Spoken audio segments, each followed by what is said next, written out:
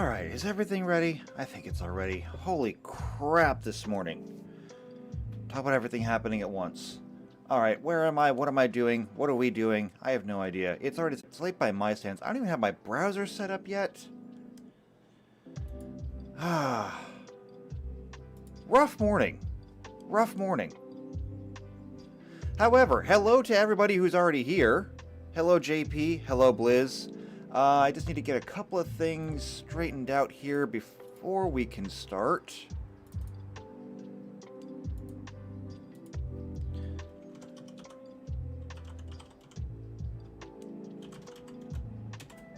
Let's get that up. And we'll duplicate that.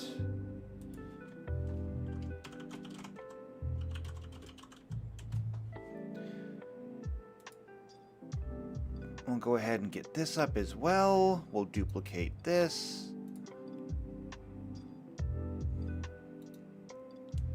And we will open up this in a new tab so that we have that to reference. Okay. This is all good. It's all good. Let's get started. Hello! Shadowcat back, and we're plugging on. We got Dragoons and Geomancers today. Hello, Tux. Good to see you in the chat, too. Did I ever silence my phone? I did not silence my phone. Like I said, it's been a rough morning. It's been a rough weekend. Let's be honest. It's been a rough weekend. I hope your weekend's been going well. Mine has been active. That's a generous way to put it. Oh. Not to mention, I don't know if any of you you watch Hell of a Boss, the series on YouTube, but I've been watching the whole thing, and they just released the last episode of Season 1, which has been delayed for 2 years. And now that they released it, it is stuck in my head. I have listened to the song Cotton Candy like 3 times this morning already. And it's still in there. It's like the worst earworm. It's like an earworm that turned into a centipede and it dug all those little legs into my brain. It's a pretty good song though. So yeah, go listen to it. Good song. I find it funny though. I mean, while I'm still setting all this up and getting ready, because I let people know that the episode had come out, because I'm on other Discord servers and there's other people that like the show. And I mentioned that they finally released why the episode took 2 years to release, and that's because it's been in legal hell for 2 years. Why? Because they involved the artist Kesha, and they're just like, well, why is that important? It's like, have you ever like watched the news or read a magazine or anything that talks about music stars? And I'm not even talking about modern music stars. I'm talking about any music star, going all the way back to like the 1950s, when we started to have like big celebrity stars. It's like you got involved with a person who literally changed their name to a $, and you thought this wasn't going to cause issues? So yeah, naivete. Not even once. But still, like I said, good show. Go watch it. We're not going to do that right now, though. I mean, we could do that someday. Maybe a watch party. And we could do that, actually. We could do watch parties someday. But no, today we're doing Final Fantasy. Today we're doing spreadsheets, because spreadsheets are also fun. Not as fun as cartoons, but still fun. They're at least fun for me. Alright, so we need our module. There it is. Oh, did I ever fix that? I don't think I ever did. Nope, I haven't fixed anything here. We're still in the time mage. Let's go ahead and clear this out already. Clear. And clear. Clear. There. So there's a good starting point. We're also going to need our browser. There we go. And again, I didn't have time today, so I don't have any Final Fantasy-ish music. We just have some background music there. I know, it's disappointing, but here it is. Alright, so this is what we're doing today. We're doing the Dragoon and the Geomancer, excuse me. Because then we can work on the Dancer, the Samurai, and the Ninja. And then over here on the other side, we're going to be doing the Orator, the Summoner, and the Mathematician. And so, yeah.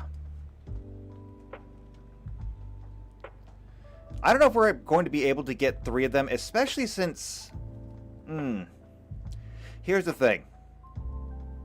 The Summoner is going to be very difficult, I think, because not only is the Summoner going to be its own class, but we will have to write up blocks for all of its summons. So, this week we do the Dragoon Geomancer. I think next week will be the Orator and the Mathematician. And the Summoner is just going to have to be its own thing, because that's going to be in depth. And JP says better than the aggressive piano. I mean, it's less work for me, because I don't have to actively balance it. Alright, though. Dragoons. Let's take a look at what we got here, because Dragoons are going to present a bit of a problem. And the problem that the Dragoon is going to present is the same one that the Archer presented, because they only have 1 skill. Well, 2 skills, technically, but it's all just basically 1. And that is jump.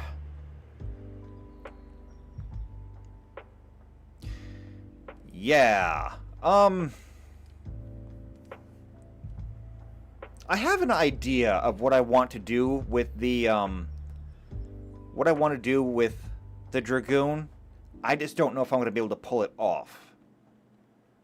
Because he just has, let's see, jump 1, 2, 3, 4, 5, 6, 7, 8, 9, 10, 11, 12. 12 jump abilities, plus Dragonheart. And then equip polearms, that's fine. Ignore elevation, that's fine. Alright, so let's get started on the grid.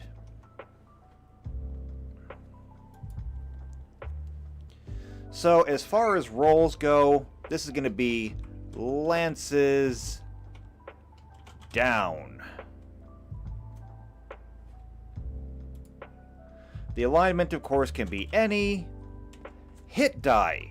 I think this is going to be pretty obvious. Should probably be the highest, because they are a martial class. Let's see. Oh, prerequisites. Level 1 Thief. Weapon types are polearms. Now, polearms are a little bit weird, but I think I'm going to be generous.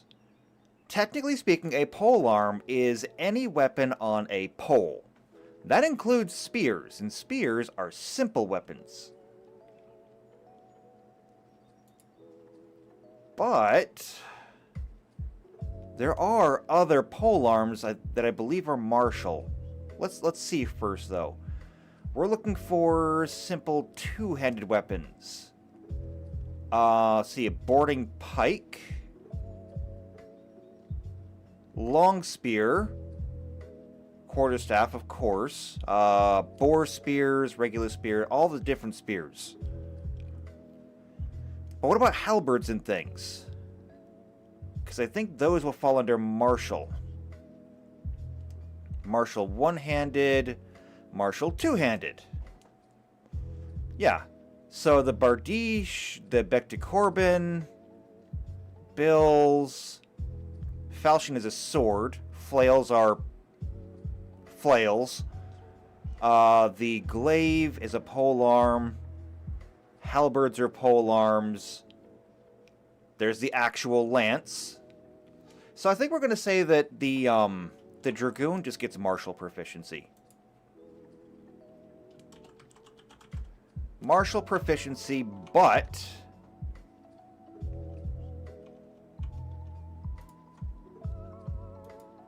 no, they do get shields. Okay.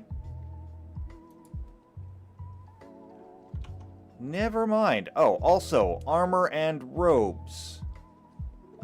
It does just say armor. I'm going to assume that means heavy armor. So I'm going to say light, medium, heavy, shields.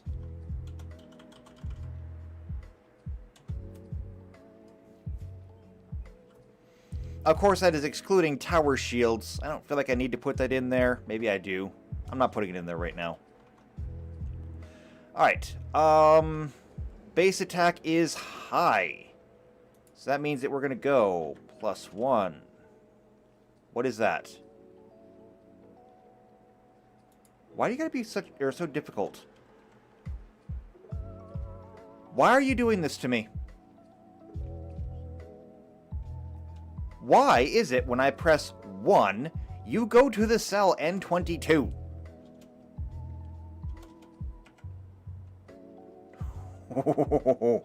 You're making me angry. Hold on. Ah. I think I found an answer.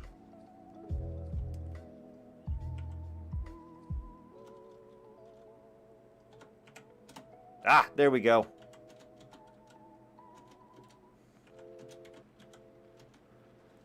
Turns out the number lock was off. When does that ever happen? Now, as for the rest of the saves, we'll get to those in a minute. Base HP is going to be high. So that means the hit die is a D10. Base MP is low. So you get no magic points as a Dragoon. Now, as for class skills, what I think we're going to do here is and Flame is in the chat. Flame says, I am here. Physically, not mentally. It's alright, I'm not mentally here either. I said, it's been rough. Now, I'm not going to go with a base class here, although I probably could go Paladin. I don't want to go Paladin. Instead, I want to come down here to the Cavalier. Now, the Cavalier is a Pathfinder exclusive class. You ain't going to get this in Dungeons & Dragons. And the Cavalier is actually all about mounted combat. Now, obviously, we're not going to borrow all the different things from the Cavalier because nobody in Final Fantasy rides a horse. Or anything, really. No, that's not true. That's not true. In Final Fantasy VII, you had a motorcycle and a car.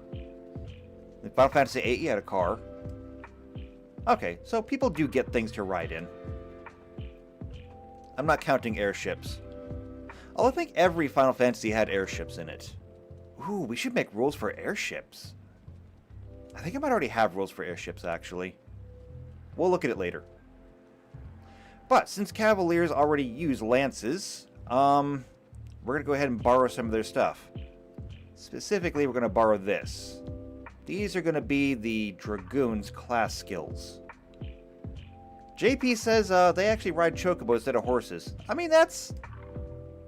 yeah, that's fair. They ride chocobos. Alright, copy.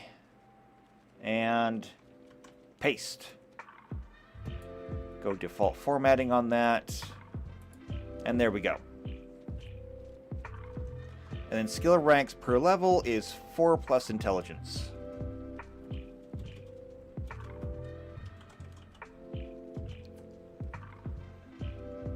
Now, as for saves, let's see, 200, 300.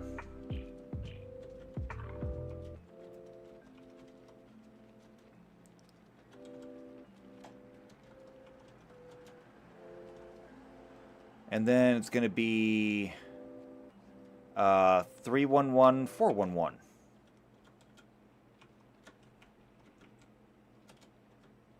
Four, 1, 1. And then 411 again.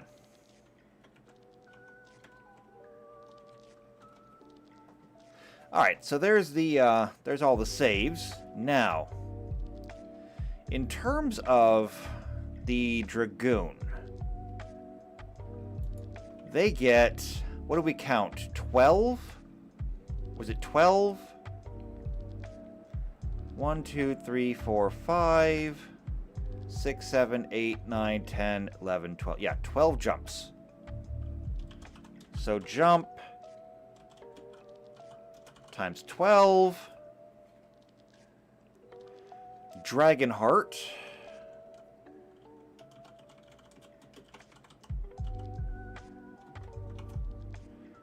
Equip polearms. We've already got that in our proficiencies. And movement abilities, ignore elevation. We might be able to come up with something for that. Now, we've got the jumps. Now, jumping is not generally something that we see a whole lot of in Pathfinder. But there might be a few that we can get in there. So why don't we take a look at feats? PC Unicorn's in the chat too. It says make sure to add bonus action to jump off cliff. I don't think I'm going to give you a bonus action for that one, but I may give you extra XP if you jump off a cliff. And if you survive, you might even be able to use it. So we're going to look at feats. And the first thing we're going to do is go to General Feats. And I'm just going to look for Jump. And see what we get. Flexible Shadow Jump. That requires the Shadow Dancer class. When you travel between shadows using Shadow Jump. Okay, we don't have Shadow Jumping, so that's not going to work. Kinetic Leap requires the Kinetic Blast feature. We're going to get to that. That's the wrong class, though. Tree Leaper. Counts as having a running start when you leap while in a tree. I don't think Dragoons are going to climb trees. So it looks like that's about it. Alright, let's go to combat then. And we'll search for the same thing. Let's see, Bullet Leap requires bullet charge style, improved overrun, power attack. Wow, that's a lot. I think bullet charge style is part of the monk though, so we're not going to do that. Leaping Evasion requires lightning reflexes as a class feature. Oh, and evasion as a class feature. Okay. Now that is something that we could actually do. Evasion is something that actually belongs to a couple of classes. Rogues get it. I believe Rangers also get it. There's no reason why we could not give evasion to a Dragoon. So why don't we work on this? We're going to take these and we're going to slide these down. So that's 1, 2, 3, 4, 5, 6, 7, 8, 9, 10, 11, 12.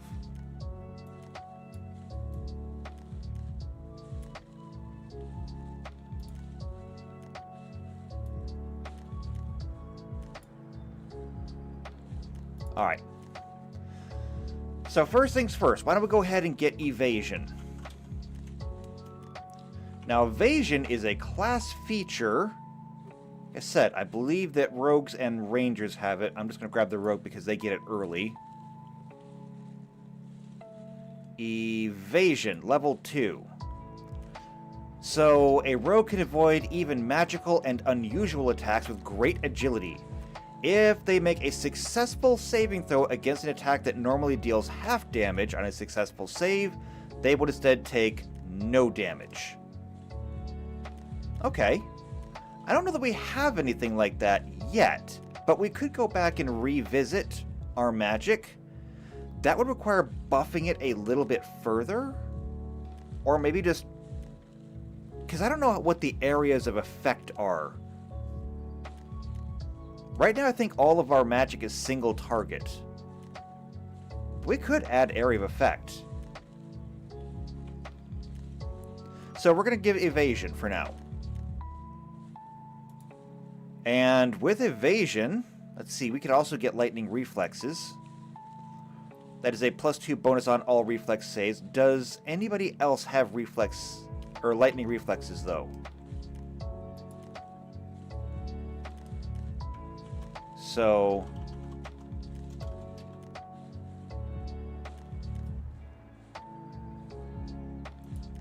did anybody else get it? Combat reflexes. I don't think anybody got lightning reflexes. Okay, then our Dragoon can have it. That's actually fine. So we're going to go with lightning reflexes. And then we can go ahead and add leaping evasion.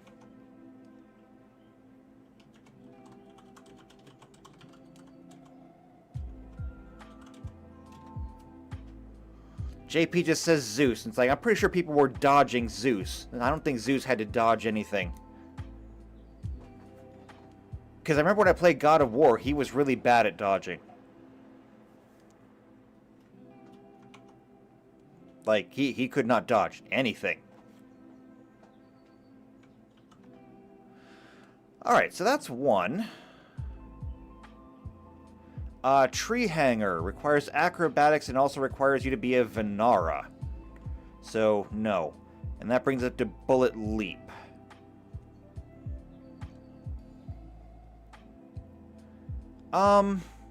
Okay, that's fine then. That gives us at least something jumpy. But there's more that I would like to do. So we've got this.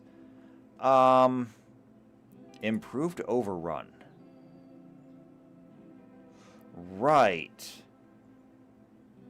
So this kind of works into what I wanted to do with it. Like I said, jumping is not really a thing in Pathfinder, but charging is.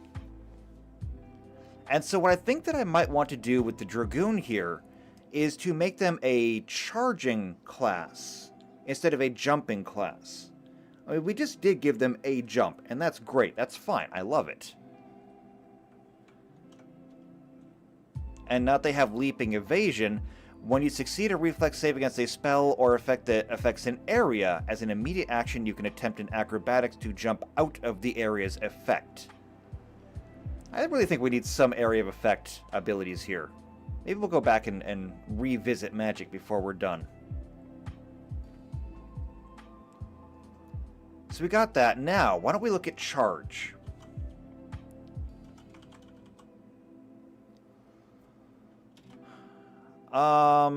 Let's see, Nimble Striker. I want to go all the way up to the top, actually.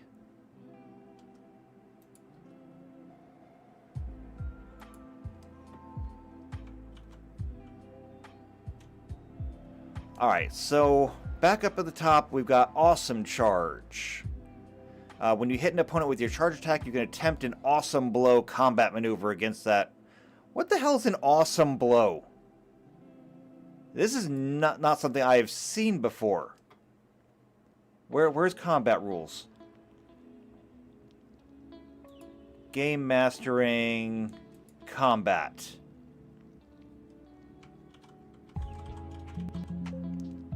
Awesome doesn't even show up on this page. I did spell it right, yes? Yeah, I spelled it right. What the hell is Awesome Blow? I don't even know what this is.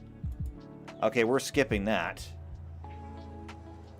It's obviously not that awesome.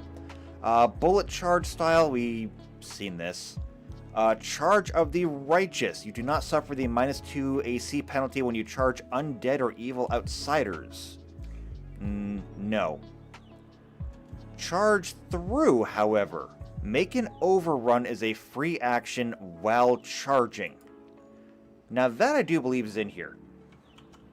Doesn't get used very often, though.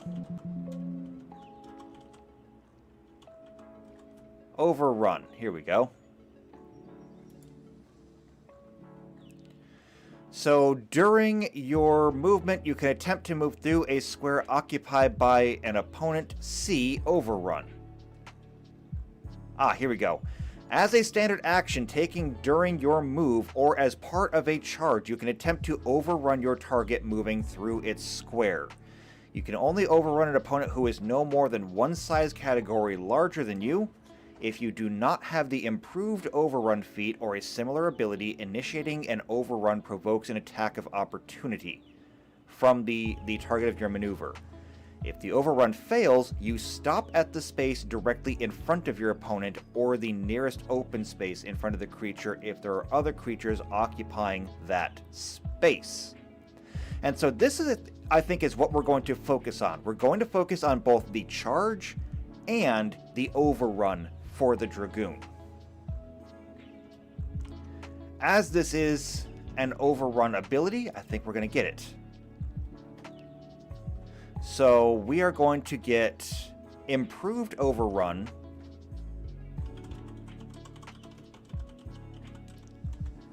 And charge through. So you can make an overrun as a free action while charging. Instead of, dedicating your entire turn to just one charge. So let's keep going. Let's see. Charging Hurler is next. May use charge rules to make a thrown weapon attack. Nope, that's not our Dragoon. Claw Pounce requires Catfolk. Nope.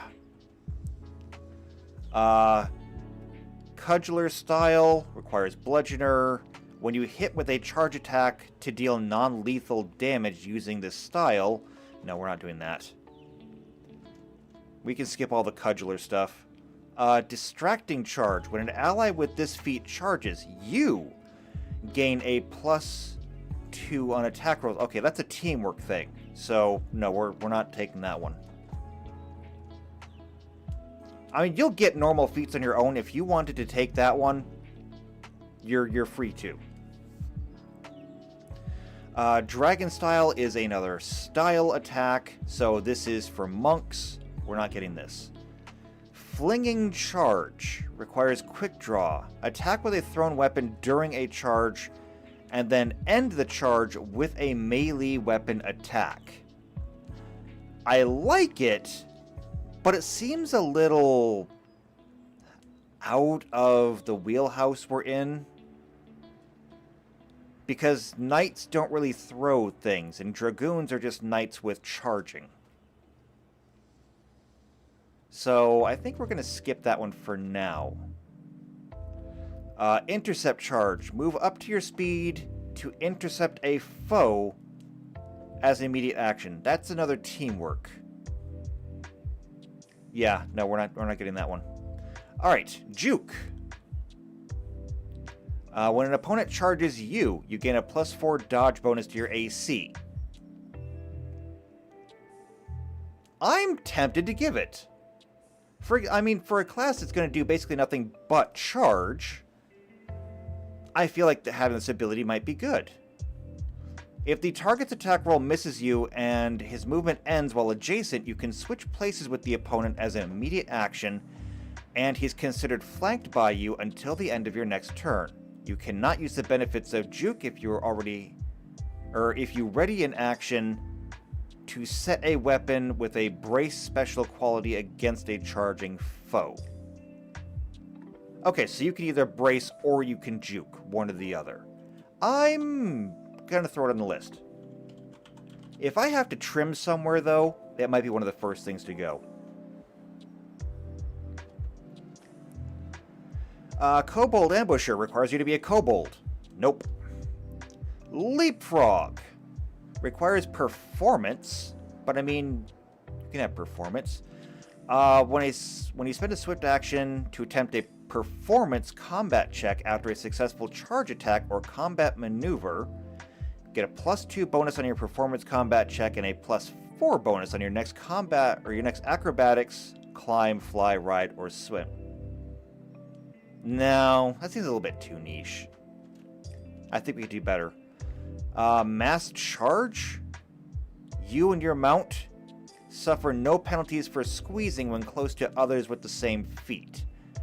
You're not likely to find other people with the same feat, though.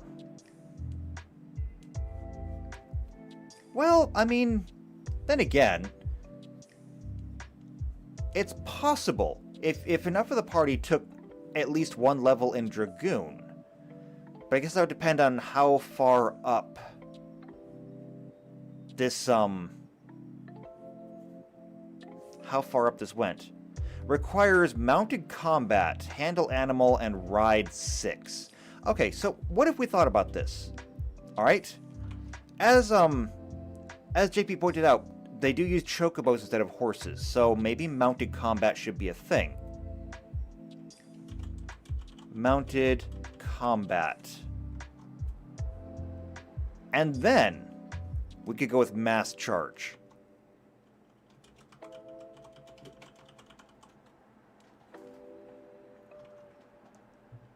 So there we go.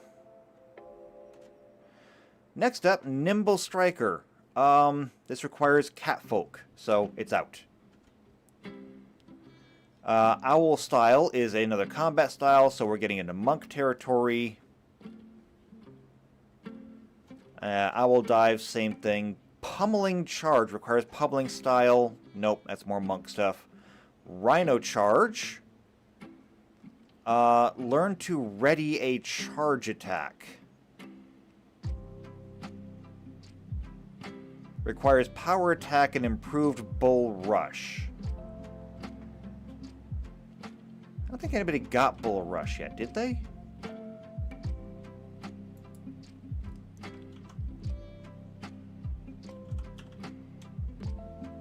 Nope.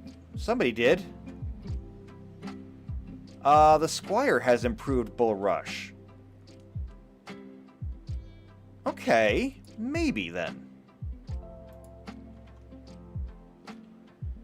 So you're already going to have a level, at least one level of Squire.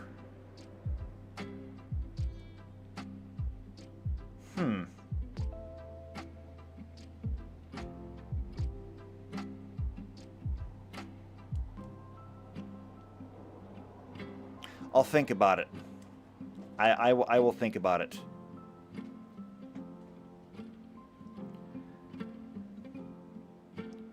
I mean, I almost think that maybe we could skip all the charging stuff and maybe we just go with the mounted combat.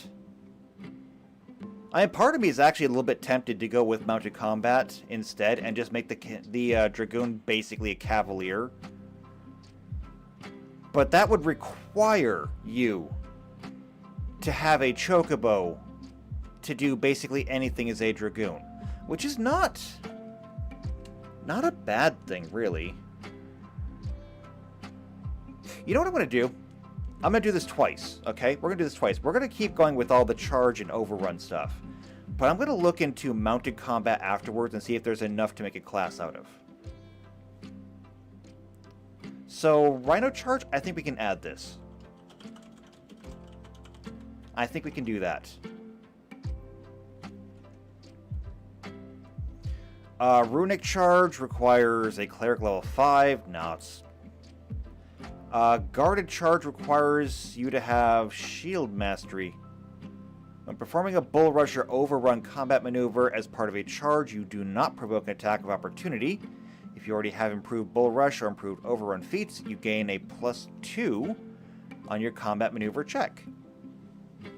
Huh. Interesting.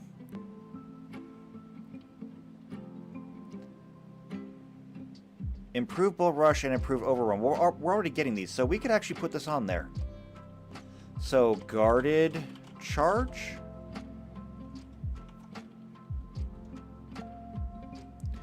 Sliding Dash. We've already got something like that. We don't need this. Spirited Charge, double the damage on a mounted charge. We'll get to that. Vigilant Charge. Ready in action to charge an enemy. Isn't that what we just got, though, with Rhino Charge? What's the difference? Let's see. Let's duplicate this page because I'm going to want to go back here. Vigilant Charger. You can ready in action to charge when an enemy enters a specific space that you designate. You must be able to charge through the square both when you ready the charge and when the readied action triggers, or you cannot attempt the readied action. When you make a ready charge, you move through only up to your speed. Okay. Now we're going to go back up here to R.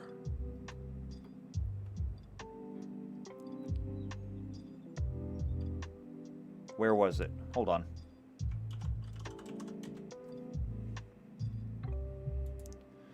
Rhino Charge. You may ready a charge, though you may only move up to your speed on the charge.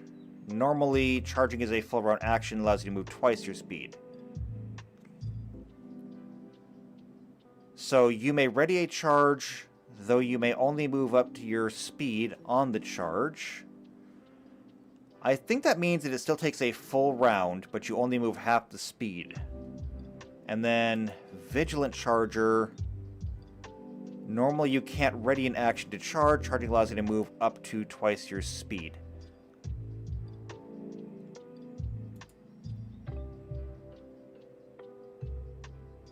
So both of them give you the ability to ready a charge.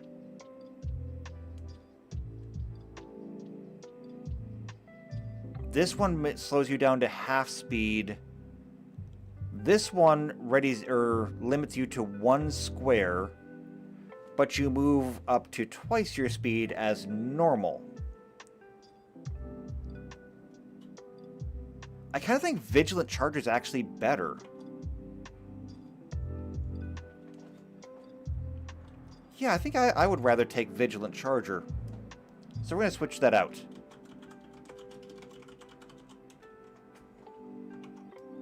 Okay. Rhino Charge is out.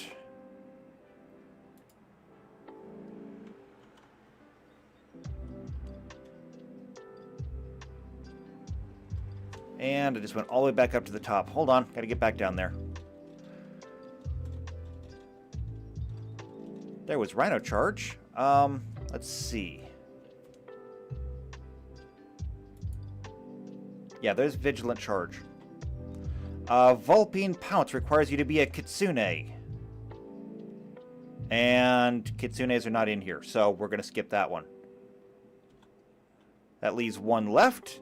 Wheeling Charge. Requires mounted combat, ride by attack, ride 5 ranks. Your mount can turn 90 degrees when charging, and you may attack during this move. Seeing as how that requires mounted combat, it's not a thing that this Dragoon can do yet. So now let's look at Overrun.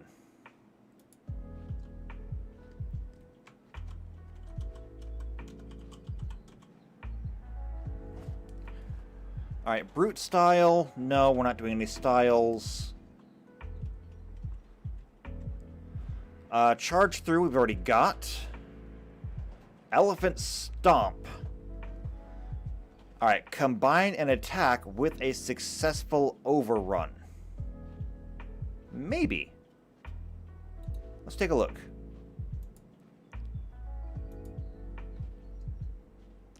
So, Elephant Stomp. You deliver a crushing blow to enemies. When you overrun an opponent and your maneuver check exceeds your opponent's defense by 5 or more, instead of moving through your opponent's space and knocking them prone, you may stop in the space directly in front of them, or the nearest adjacent space, and make one attack with an unarmed strike or natural weapon against the opponent as an immediate action. So basically, you can literally stomp on them. You can't use a weapon, but you could knock them over and then just stomp.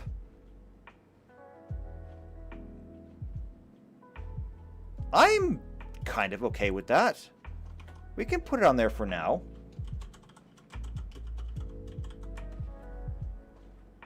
I'm still a bit iffy on it, but we can look. What else we got? No, don't go back to that.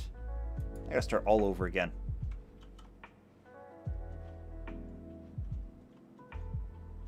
Bullet rampage, bullet stuff. Charge through. Elephant stomp. There we go. What else we got? Mass charge. We've already got. Well, no, I don't think we have it yet, but we're working on it. Mobile bulwark style. No. Mounted onslaught requires mounted combat. No. Overrun maneuvers. Improved overrun. Greater overrun. Cool. Yeah, we'll get that. Greater overrun. There we go.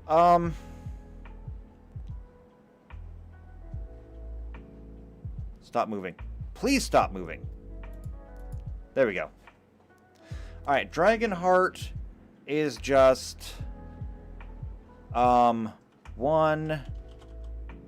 re-raise per day.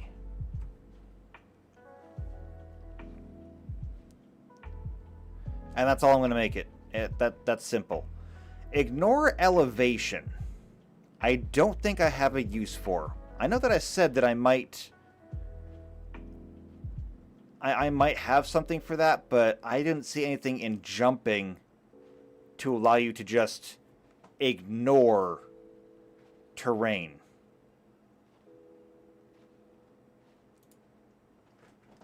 Let's try this. Difficult terrain. Bristling Bull Rush. Deal additional damage when you successfully bull rush through difficult terrain. Bristling Drag. No. Phobane Magic. No. Light Step. Move normal speed in difficult terrain. That requires you to be an elf, though. Nimble Moves. Ignore 5 feet of difficult terrain when you move. Acrobatic Steps requires nimble moves and lets you ignore 20 feet. Undermining Exploit, no. That's about it. Yeah, I don't think there's really much of a use for the ignore elevation here. So I'm just going to go ahead and remove that. This is still 13 abilities. That ain't bad. But I wonder if we could do better. So I'm going to leave this here. I'm going to go ahead and make a second list over here, and I want to look at mounted abilities. So first things first. Mounted combat.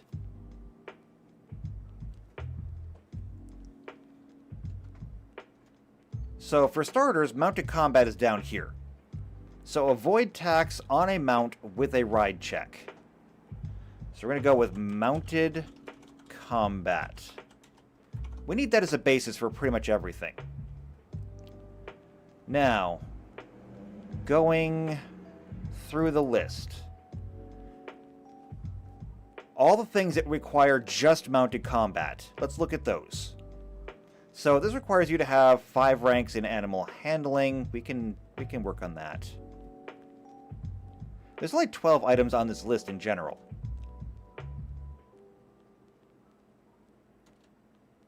So, mounted archery. You're a dragoon, though.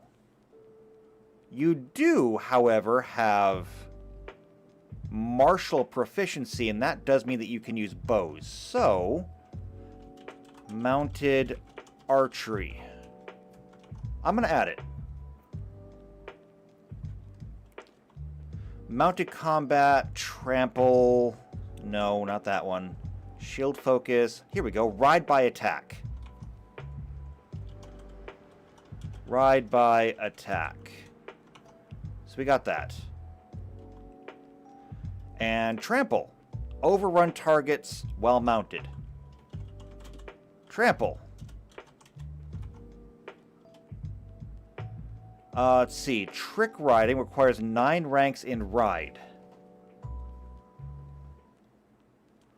Oh, and Unicorn says, was driving so couldn't respond, but Final Fantasy XIV has a lance throw for a throwing attack. I'd imagine it would disarm you in Pathfinder. It absolutely would disarm you, but that's still good to know. I haven't played anything past 13, though, so that's why I didn't really know about it. I have heard that 14 is very good, though. I just haven't got around to doing it. And the reason I haven't got around to doing it is I've heard that you can play it for free. I've heard that the free version is very good, but I'll be honest with you, hearing that it's very good doesn't really do it for me, because Star Wars The Old Republic kind of broke me on MMOs. Because Star Wars The Old Republic gets all kinds of accolades and stuff, and it's like, it's great, it's wonderful. If you play for free, it is not. It is an absolutely awful game.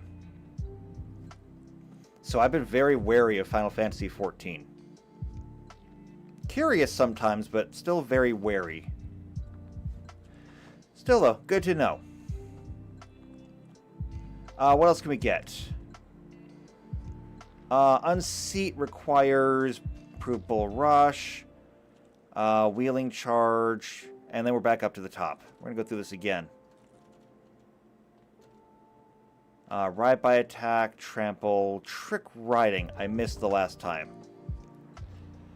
Let's see, this requires 9 ranks in Ride, and Mounted Combat automatically pass simple ride checks. So, why not? We'll get that. We're going to get Trick Riding. Now, we have Ride by Attack, so Wheeling Charge is an option. Let's see, Indomitable Mount. Once per round, you can substitute your ride check for your mount saving throw.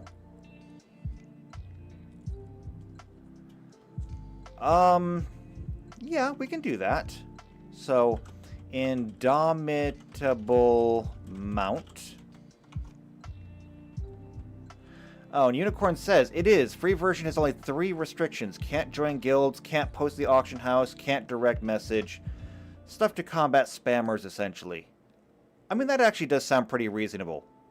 In Star Wars The Old Republic, oh boy. Let's see, all the things that you can't do. I don't think you can talk to people. So very similar to that.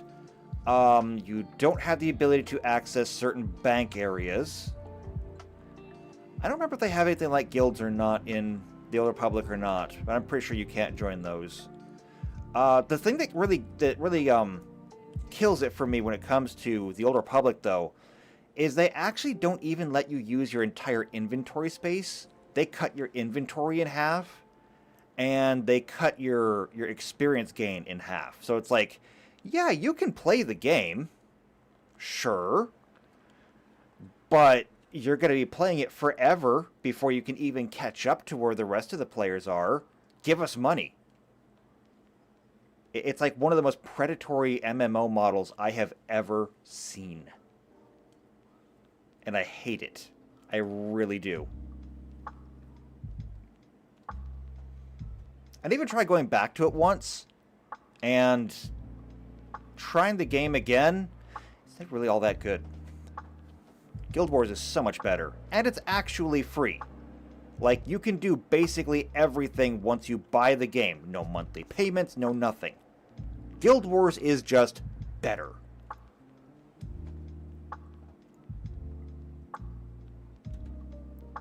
Alright, Mass Charge requires just mounted combat. I'm going to throw it in here. Massed Charge.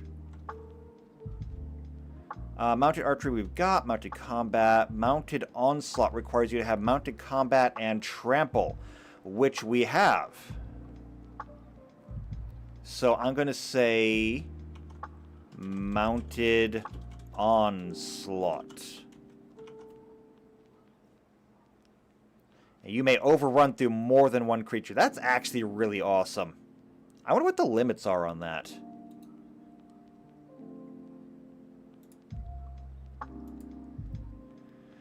On your turn, you may overrun through more than one creature. Each overrun combat maneuver check beyond the first has a cumulative -5 penalty. If you fail to overrun a target, your movement ends. Your mount may only make a single hoof attack against one target that is knocked prone by your overrun, not one per prone opponent. Still, though, that means that a level 20 character should be able to just really just plow through an entire crowd. That's pretty good. No, I don't want to go back to that. Let's see. Mounted combat, right. Mounted shield, I don't think I'm going to include, because it says it wants shield focus. Then again, Dragoons are allowed to have shields, so I'll add it, but I might replace it. Mounted shield. Besides that, I mean, lances are two-handed weapons usually. Ride by attack we've already got. Trample we got. Trick riding we've got. Unseat. Knock opponents from their mounts. That requires improved bull rush. You have at least one level in Squire, so you should have the potential to get it. Yeah, I'm going to say we'll get it. Unseat. That'll let you joust. And then wheeling charge. Yes. No reason not to have it.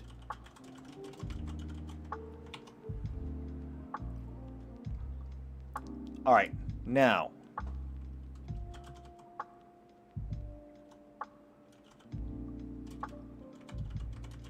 Ride by attack. So this opens up a few more options like spirited charge. And that's it. Spirited charge. Okay. There's our last one. Spirited charge. And then, okay, so there we go. We have a list for a charging Dragoon and one for a mounted Dragoon. But we can only have one of them. So I'm going to ask you, what do you think is better? Should we have the charging Dragoon on foot with all these different charging abilities? Or should we keep the Dragoon closer to its Cavalier inspiration and have it exclusively about mounted combat? You know, grab your chocobo and go. I'll give you a few minutes to answer this one because I know there's a lag in the stream. I need a drink anyway.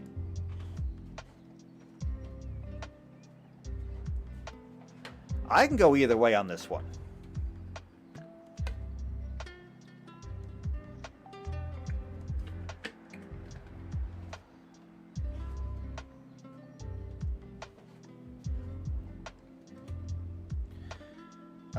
Anything new here?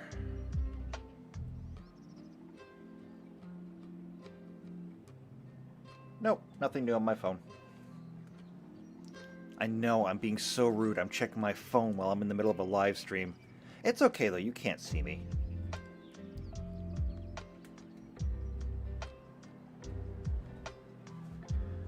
PC Unicorn says the only problem with mounted only is what about dungeons?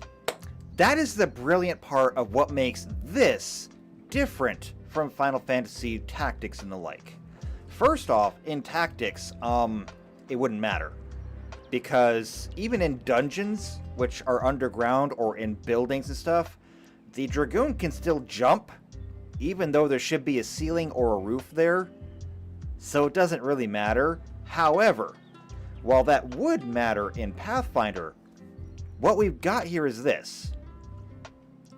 The Dragoon requires one level of Thief. Okay? And that is what makes this really different, because if we come over here to our reference sheet, you gotta keep in mind that in Dungeons and Dragons and in Pathfinder, you don't lose the abilities of a class just because you change classes. So if you wanted to go like straight for Dragoon. You want to be just a level 1 Dragoon. To be a thief, a level 1 thief, you're going to have the ability to steal. Okay, that's fine. And you'll get all of this stuff with it. You don't get a whole lot from the thief, but it's there. But the thief requires a level 1 archer. I guess it's really good that we gave it mounted archery then. So if you want to be an archer, a level 1 archer has all of these class skills, including knowledge dungeoneering, and at level 1 they get trick shot and Hawkeye.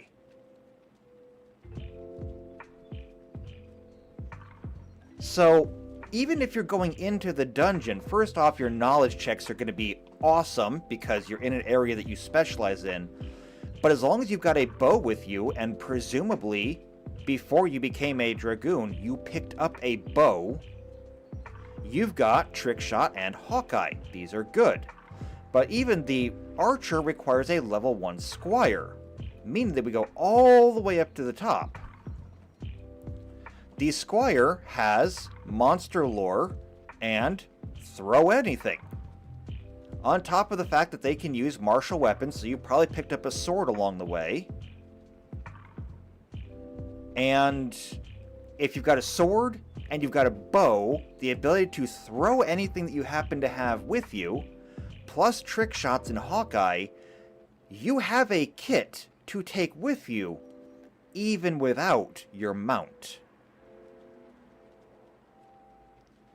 And that's just assuming that you took 1 level of Squire, 1 level of Archer, before you became a Dragoon. If you took any more than that, then you've got more stuff to go with. Especially with the Archer. Because the Archer's got a whole bunch of abilities. We really built out the Archer. And the Archer picks up Expert Archer at level 2. Which is fantastic. So you could absolutely leave your mount behind and still be perfectly viable in the group.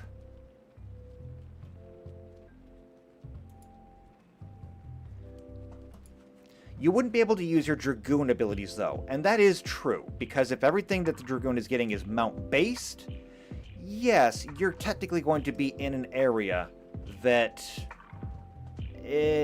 not really conducive to being a Dragoon. And that kind of sucks, but then again, being a Dragoon is also kind of a stepping stone on its way to other things. If you wanted to be like a dedicated Dragoon, and dedicated to mounted combat, then realistically speaking, this no longer applies. And I think I can do better than this. Can I make this bigger? I think I can make this bigger. There we go. So we look at the Dragoon here. Okay, the Dragoon needs to have a Thief, which needs to have an Archer, which needs to have a Squire. The way all of this is built is ultimately, most people want to get to the Dark Knight. At least that's the hardest one to get to. And that's because it requires you to have mastered 2 different classes. You need to have mastered the Knight and the Black Mage. So that's 10 levels right there. Then you need to have 1 level from the Dragoon, the Samurai, the Geomancer, and the Ninja. So that's 10. Or actually I think it's 2 levels for each one of those. It might have been 2 levels actually. So you got 10, 12, 14, 16, 18. I'll have to go back and recheck my notes, because I'm not sure on that anymore. But even so, it really no. It was only 1, because it takes you the 14 levels to get to the Dark Knight, and then 5 levels of Dark Knight makes level 19. I remember now. If you wanted to specialize in mounted combat, you're giving up on the Dark Knight, because you will need to have 5 levels of Dragoon. And you know, I can't even say that. You're not necessarily giving up on the Dark Knight, you're giving up on a fully leveled Dark Knight. Because we could say this is 5, 10. 5 levels of Dragoon makes 15. 16, 17, 18. And then you could get 2 levels of Dark Knight in. So it wouldn't be completely cut off from you. You just wouldn't be able to get it all the way up to the full power.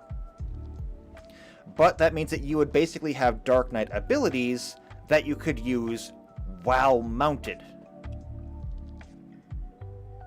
It all depends on how you want to build your character and what you want your abilities to be.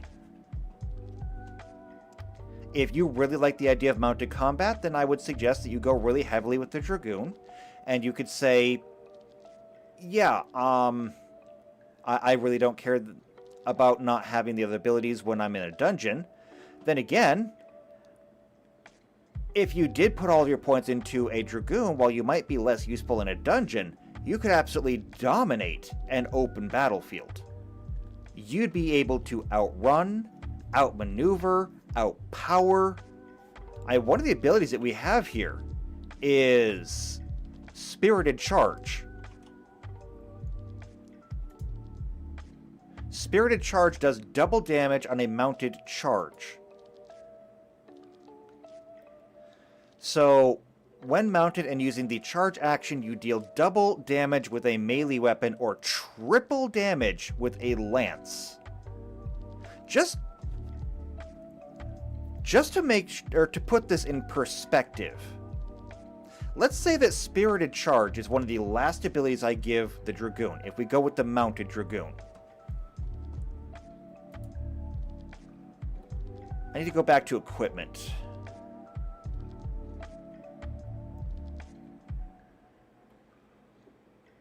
Alright, so equipment and weapons. Alright, so here's a lance. Now, a normal lance does 1d8 damage.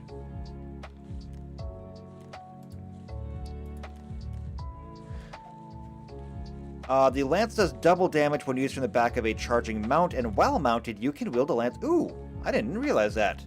While mounted, you can wield a lance with one hand. So you could have a lance and a shield at the same time.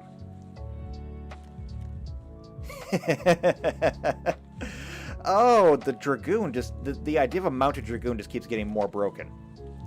But it does 1d8 for a medium creature with a ×3 critical. If you are charging, it does double damage, so now it's 2d8. If you've got Spirited Charge, it now does 3d8 damage. And you could get 3d8 damage on a character that is only 1 level Squire, 1 level Archer, 1 level Thief, and let's talk about the maximum, 5 levels of Dragoon. It's a level 8 character capable of doing 3d8 damage reliably. Like every turn. That's encroaching on wizard territory, and even wizards can only do it for so long. To put this in context with the wizard, let's see, Black Mage.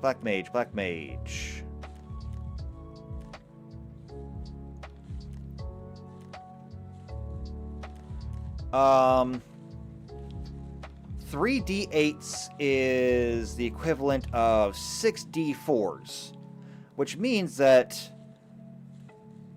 the Spirited Charge of a Dragoon does as much as a maxed out fire spell, and it doesn't have an MP cost. For that matter, 24 damage, and Fyra does a maximum of 40. So it does half the amount of a Fyra. I mean, that we're talking like just massive reliable damage here. There is nobody in an open field that can hurt a Dragoon on a mount or can match the damage of that Dragoon. Which really lends me to think we should just go with the mounted version.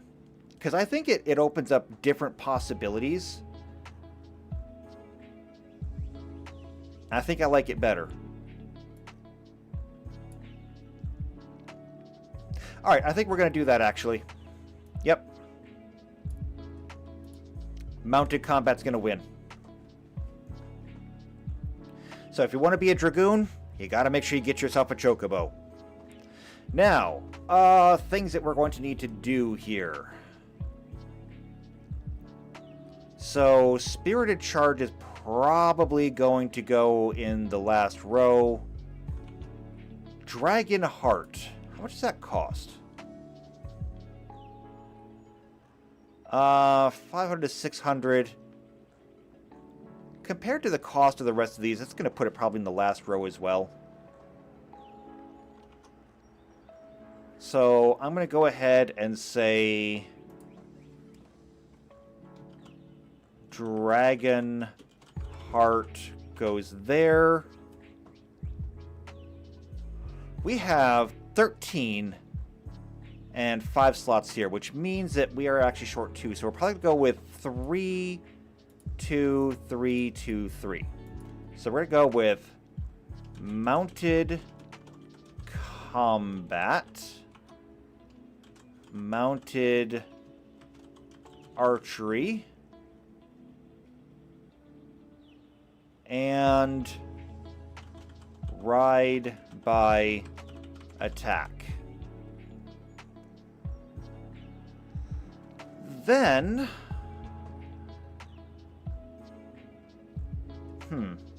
well, is that how I want to do that? Actually, no, I don't think I'll put that there. Although it would be nice and symmetrical, and I do love symmetry, I'm not going to put that there. I'm going to go back to this.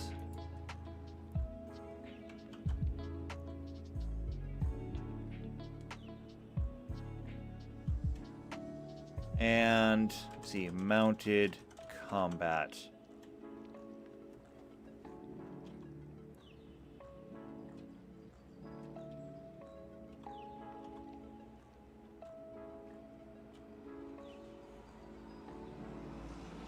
I'm going to go ahead and say that Ride by Attack, Trample, and Trick Riding can go up here.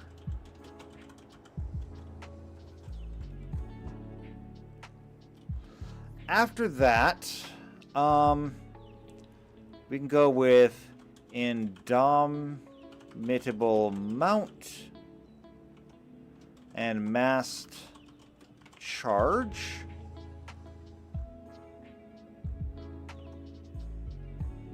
And I think I'll put Mounted Shield up here as well.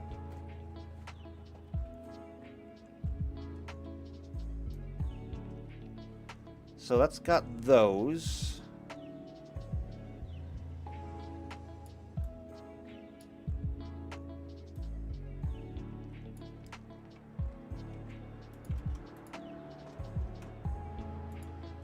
And that leaves us with, well, technically this one can move over too. That leaves us with 4 left. 2 of them have to go up here. So we're probably going to go with Spirited Charge and Wheeling Charge. And that means that up here will have to be Mounted Onslaught and Unseat.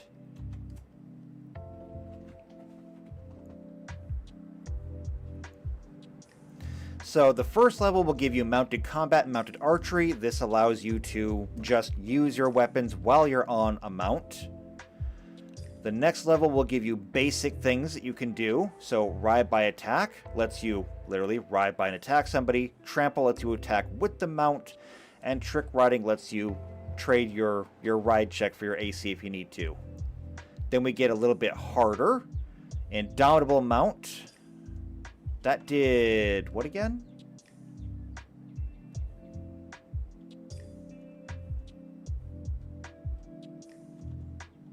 Where was it? There it is. Once per round, substitute your ride check for your mount saving throw. Right, so your mount can just shrug things off. Mass combat lets you ride with other people, and then mounted shield lets you add your shield to your mount's AC, which is good. Onslaught lets you ride through crowds. Unseat lets you specially attack other riders. And then Spirited Charge and Wheeling Charge really just are the icing on top. One lets you hit extra hard, the other one lets you be extra maneuverable.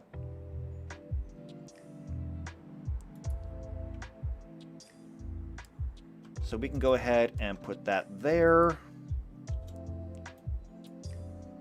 We're going to clean this up a little bit, make it look pretty.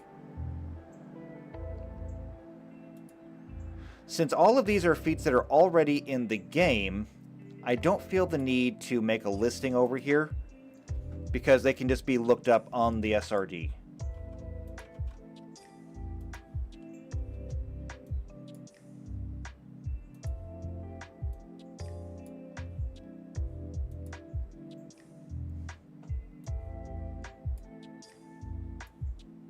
Come on. We'll center all of those. So this can go away.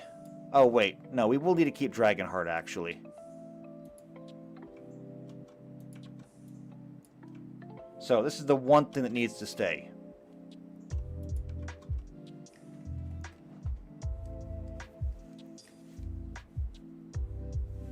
But that should do it. We can go ahead and delete all of this.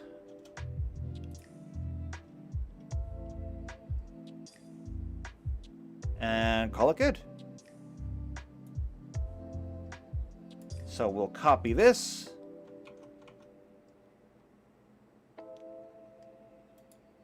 I'll come back here. And we'll paste it in. I think a lot of this is going to need a lot of balancing.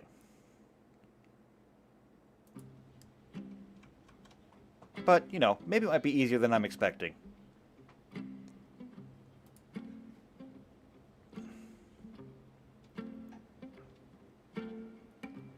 Alright, Dragoon done. Moving on.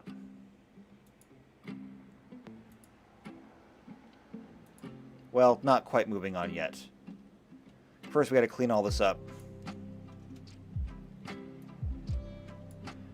Get rid of this. I might save those, actually. They might be usable again. We get rid of that. Clear this out, and we're ready to go.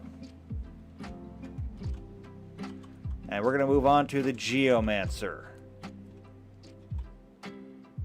The Geomancer's role?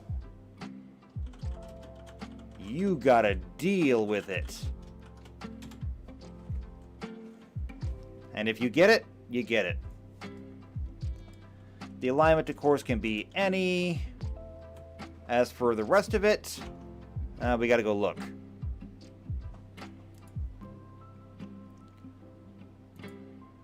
So no more Dragoon. Moving on to Geomancer. This requires you to be all kinds of monkey.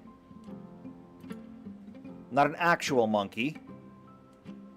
Unless you're gonna add the people from Final Fantasy IX in. What were they called? I don't remember.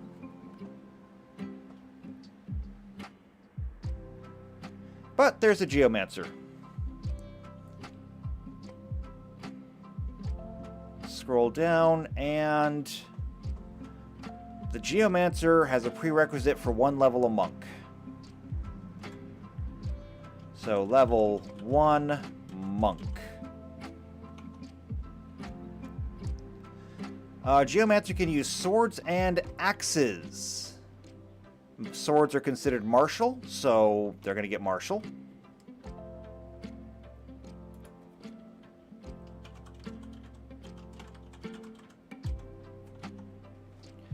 And armor, they get hats, clothes, and robes. So they have no armor proficiency, but they can use shields, oddly enough. Of course, they already had shields from the knight, I think. Do they come from knights? Yeah, monks do come from the knight. So, they already had proficiency to shields. That's fine, though. In terms of hit die, though, their base attack is high, so that doesn't change. Base magic is high. So they get 50 per level. Base HP is high. So that is a D10. And then we got to get into skills. Now, fortunately, we have something here that actually works for us. The entire kit of the Geomancer is that they use the power of the elements. So, Sinkhole. This inflicts damage by opening rifts in space-time. That's kind of weird, but I have something for this. Torrent, or Water Ball. It inflicts damage with the power of water. Tanglevine, Hell's Ivy, deals damage with the power of plants. Contortion, it inflicts damage with the power of stone. Tremor, the power of rock. Windslash is the power of air. Will-O-Wisp, inflicts damage with the power of the surrounding terrain, whatever the hell that means. Oh, terrain, wooden floor, carpet, coffer, stairs, wooden decks, basically whatever you're standing on. They can turn the actual environment against you.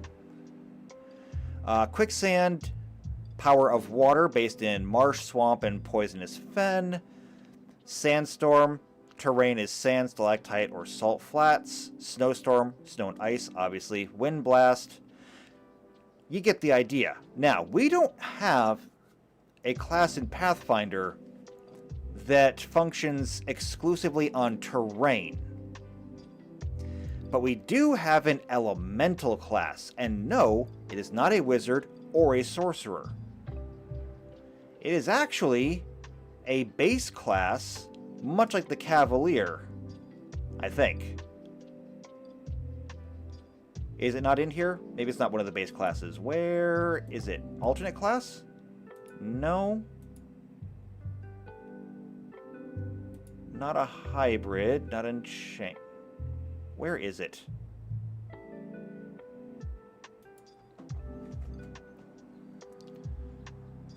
Anti-Cavalier, Gunslinger, Oracle. No. Hybrid classes. No. Where is it? There it is. Ah, it's one of the occult classics, or classes. It's called the Kineticist. So kineticists are living channels for elemental matter and energy, manipulating the world around them, drawing upon inner reserves of their own bodies. So kineticists are literally like the Avatar. Except they usually only specialize in one, maybe two elements, but they can, of course, have more. Now, their entire thing is that they have a certain pool of energy they draw from, and they can burn themselves out doing it. But at the first level, they get elemental focus, choosing one primary element on which to focus. This element determines how they access the raw power of the ethereal plane, which is great. And then, somewhere along the way, let's see, gather power, infusion, elemental defense, overflow. Let's see, metakinesis, internal buffer. Here we go. Expanded element. So at the 7th level, a kineticist learns to use another element or expands the understanding of her own element. She can choose any element, including her primary. She gains one of that element's simple blasts as a wild talent, if she does not already possess one. if any. So basically, yeah, these are the ones who are going to absolutely just bend the hell out of the elements around you. And we're going to use this as the basis for our Geomancer.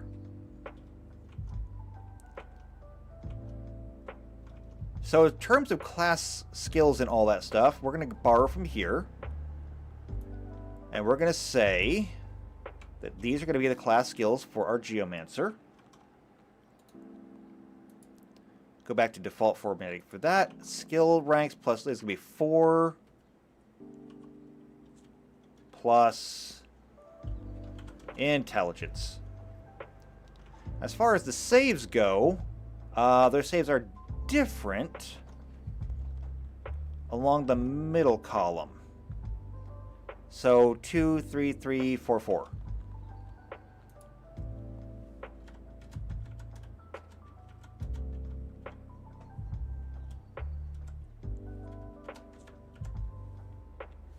And will saves remain the same, I believe.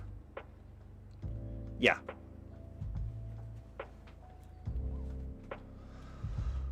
Alright, so this being the case, let's get started. Now, the first things that I want to do is break down everything that the Geomancer gets in terms of elements.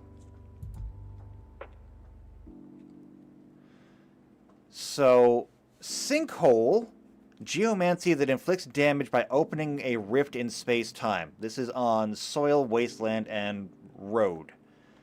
I have no idea, so I'm just going to say Sinkhole. Torrent, of course, is water. Tanglevine is plants. And it actually does say what the effects are. So the effect is immobilized. I should probably get that too. So, immobilize. Water is toad. Tanglevine is stop.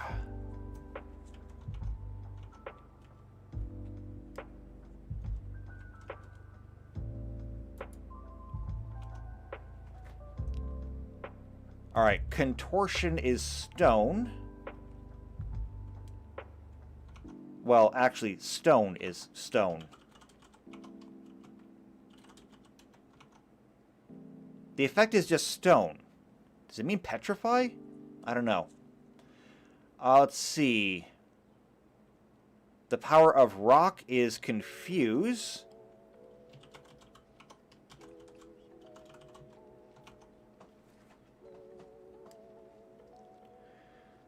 Wind slash is disable, so air, disable. Will-o-wisp is fire, and that is sleep. I'm not sure if I'll be able to make all these work, but whatever. Quicksand is water and doom.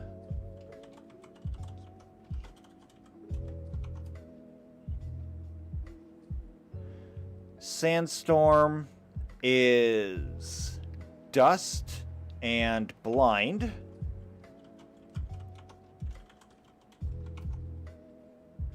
Snowstorm, of course, is ice and silence.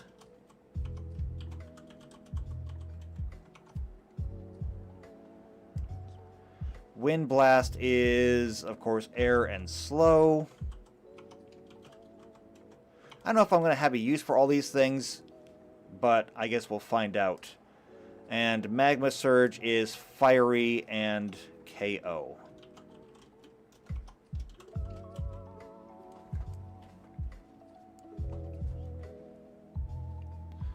So, water, plants. The kineticist, I think, just has the 4 basic elements to pick from. But I might be wrong. Kineticist elements. No, we have Aether, air, fire, earth, light, poison, sound, time, viscera, void, water, and wood. Okay. That's more than I expected. So we can actually kind of make this work. So why don't we go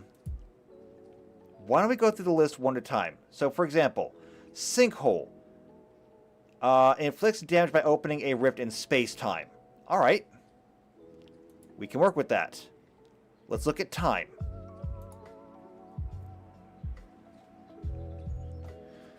So kineticist elements, so time.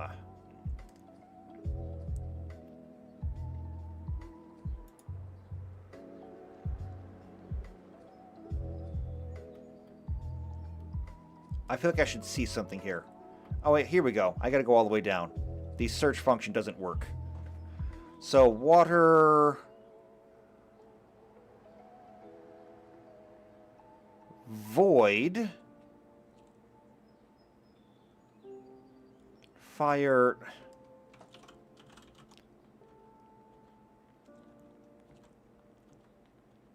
Oh, time is way too common on here.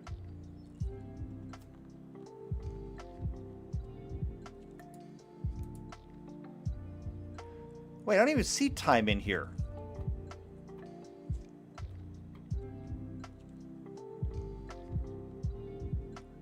What are these? Positive forces, negative forces. Oh, these are composite blasts. Okay, never mind that. Flesh of wood, basic poison. So that's the wood thing. Shroud of water is the water element. Void element, fire element, earth, air, aether, and time isn't even on this list. Neither is poison, sound, viscera. Why are these in here? I guess I could have just looked at the table of contents. Yeah, why are these even in here? They're technically not even elements.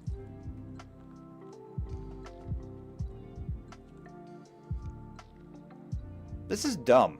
Okay, fine. Well, we won't do time then. We'll do the void. Okay.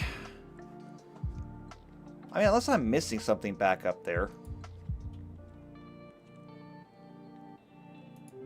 So, Kinetic chooses an element, gains the following benefits. Simple Blast. Yeah. Wild Talents. Saturation. And then it just moves into the elements themselves. Well, this kind of sucks, because time would have been great. Alright, I guess we'll go with Void then. Sinkhole makes a hole. Void makes sense. Alright, so like Aether, Void forms where elemental energy meets another material. In this case, substance of negative energy plane, kineticists who command the strange force referred to as chaokineticists. So the basic manipulation, they gain chaokinesis. Create a shadow that protects the target from bright light. You can also change gravity to increase a creature's carrying capacity by half, or grant a creature a +4 to acrobatics. Each benefit lasts for 1 hour, or until you use this again. Otherwise, there's Gravity Blast. Manipulate gravity to distort and buffet your foe's body. Negative Blast. Emptiness.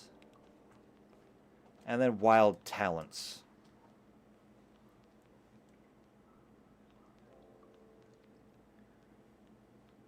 I think what I might do is I might go with Gravity Blast for this one.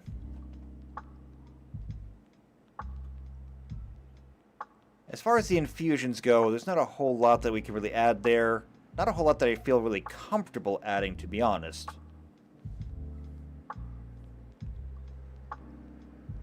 So I'm going to go ahead and just say Gravity Blast for now.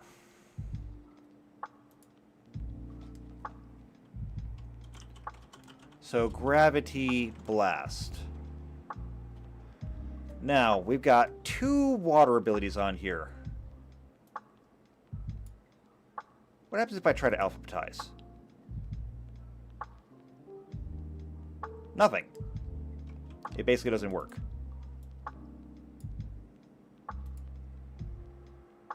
The cells next to the current selection contain data. Do you want to extend the sort range?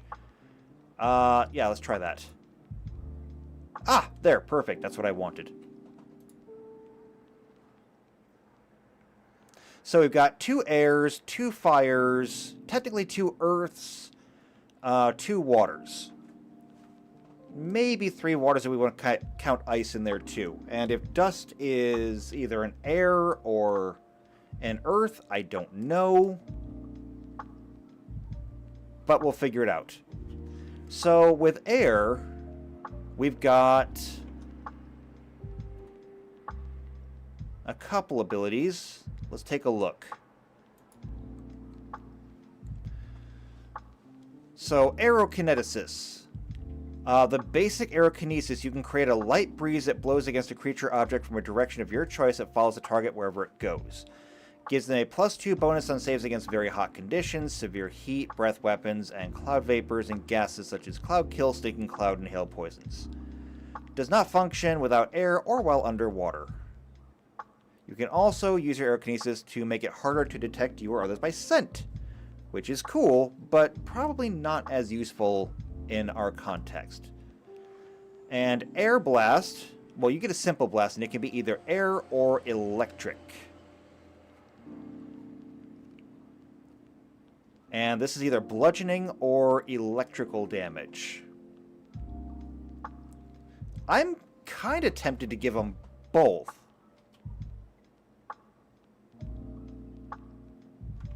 So let's see what these do. We've got an air that disables and we've got an air that slows. As far as the infusions and things go, is there anything that really helps us here? Not really. So here's what I think we're going to do.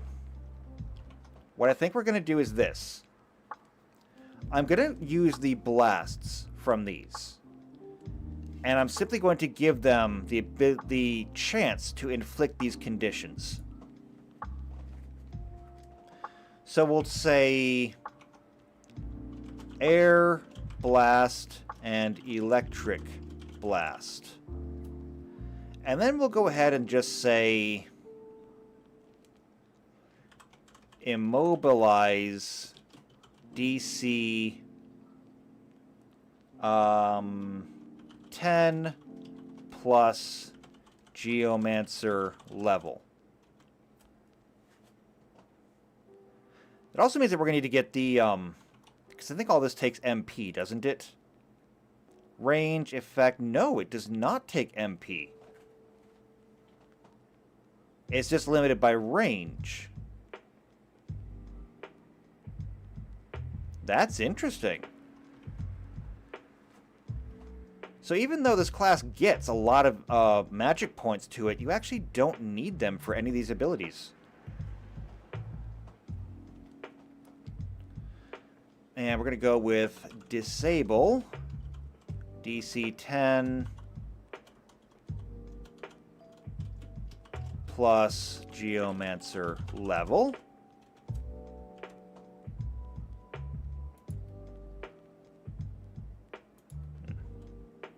And then this is going to be... Actually, I should make these reversed. I will.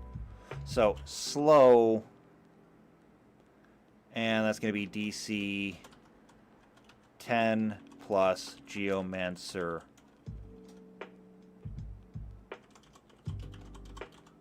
level. Okay, this is actually going to be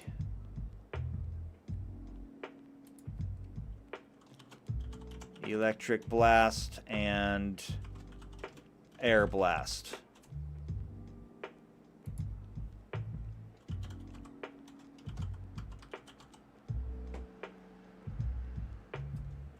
Wait, I have to change those.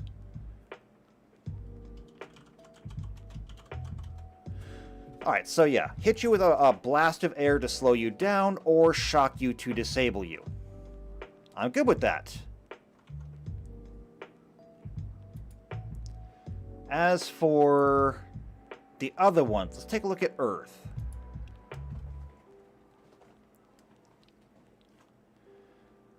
They only have the one simple blast. And they have a defensive thing, so they just have the one simple blast. It can be either bludgeoning, piercing, or slashing, depending on what they choose to do.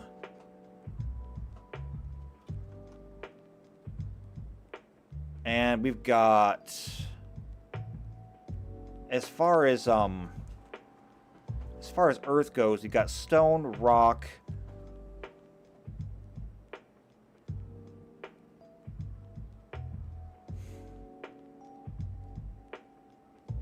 I'm not sure how to handle this one.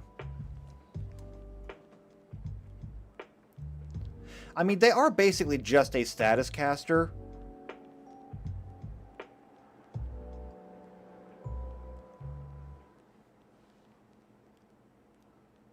It's either that, well, we either do this, or I have to actually go with what they do in the game and make them dependent on the terrain that they're standing on. Which is going to be a lot less useful in Pathfinder, since you tend to have very uniform battlefields. Then again, I suppose you have pretty uniform battlefields in Tactics too.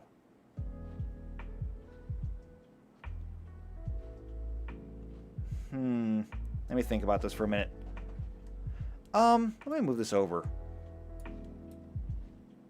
This is a lot harder than I thought it would be. What are the actual terrains that we're working with here? I want to write them down. So, sinkhole, soil, wasteland, and road.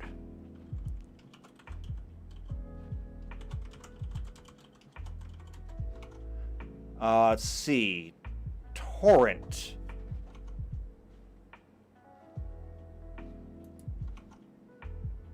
Torrent is canal, river, lake, ocean, waterfall.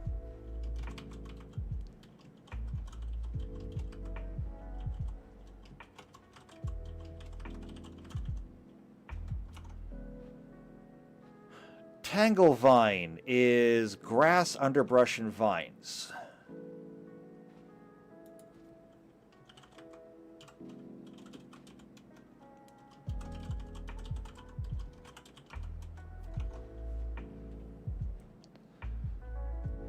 Let's see, contortion, gravel, flagstone, stone wall, earthen wall, gravestone. So gravel, flagstone.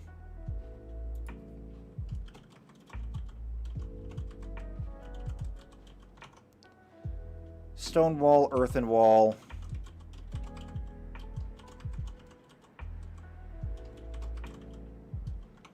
And gravestone.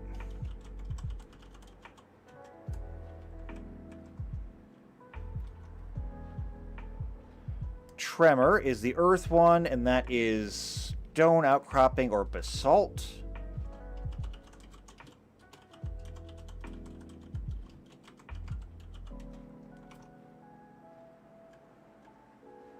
Wind slash. Let's see. This one's weird. So, book, tree, or brick. And this is the disabling one. So, book, tree, brick.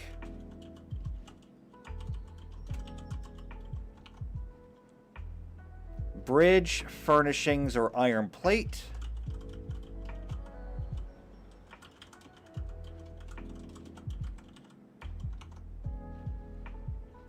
Moss or coffins. Now, see, that seems way too specific.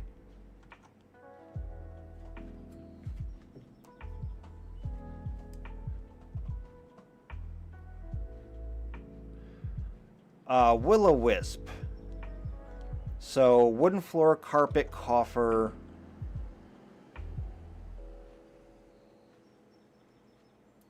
That's the sleep one? Yeah.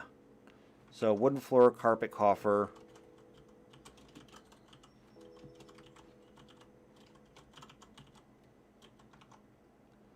Stairs and wooden deck.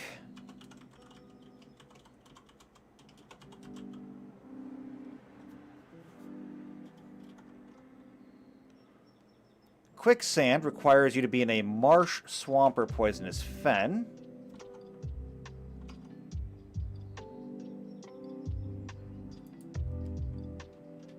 So quicksand, marsh, poisonous fen. I said poisonous fed. The feds are dangerous. Sandstorm is sand, stalactite, or salt flat.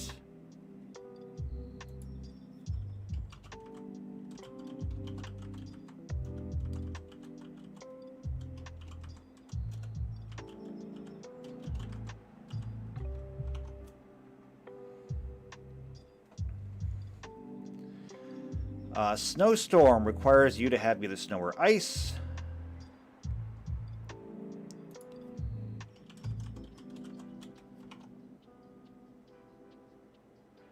Let's see. Wind blast requires a roof or chimney.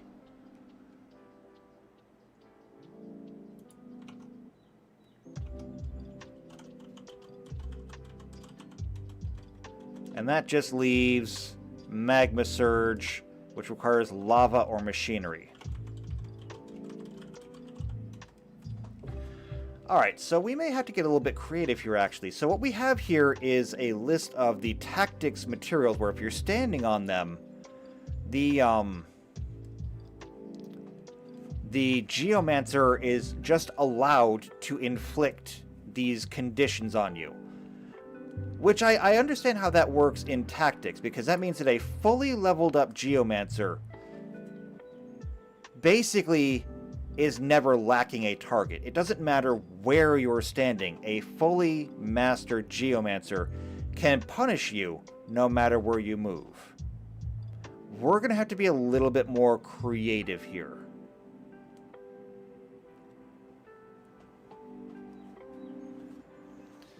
And how do I want to do that? I think this is not going to work. So we're just going to get rid of that. I'm going to keep everything to do with the kineticist, because it's the best fit for this, but I don't think we're going to be able to use the blasts. Instead, I think that this is going to be much like an oracle, but we're going to need...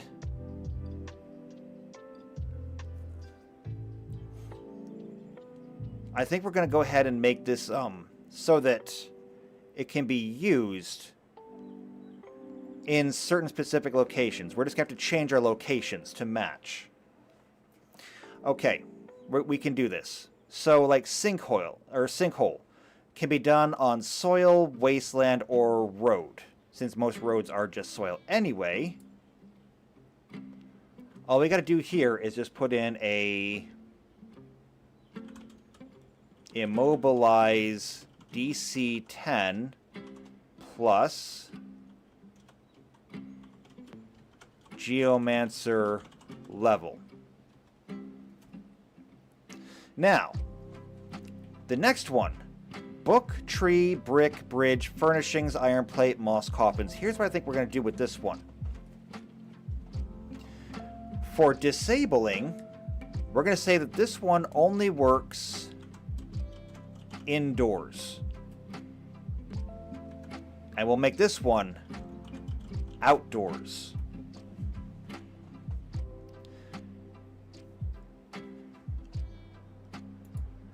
But that's about the only way I can think to make it work. So this would be, of course, disable DC 10 plus Geomancer level. And this, of course, will be the same thing for slow.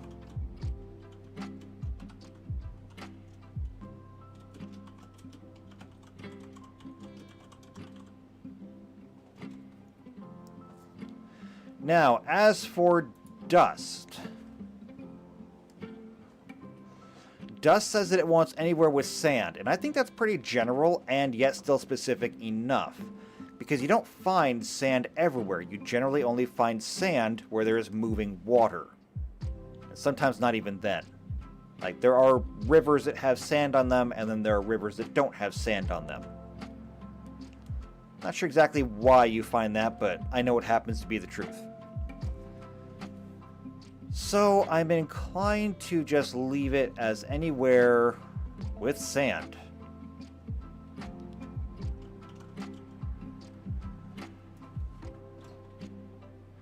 As for these, the Will-O-Wisp and the other ones, I'm going to go ahead and say that this requires flames indoors. Or at least just fire indoors.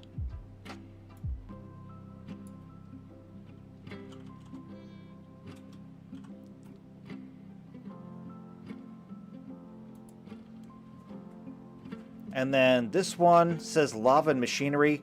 Generally speaking, you will never come across lava, and machinery depends on the setting. But I'm just going to go ahead and say fire outdoors. Now, because it is basically an instant knockout, it's going to be pretty hard to use it, but we'll see. For silence, just being close to snow and ice, I think that's fine. For stop, this is going to have to be living difficult terrain. So not just, difficult terrain because it's got like rocks and everything, but it's got to be like underbrush or something like that.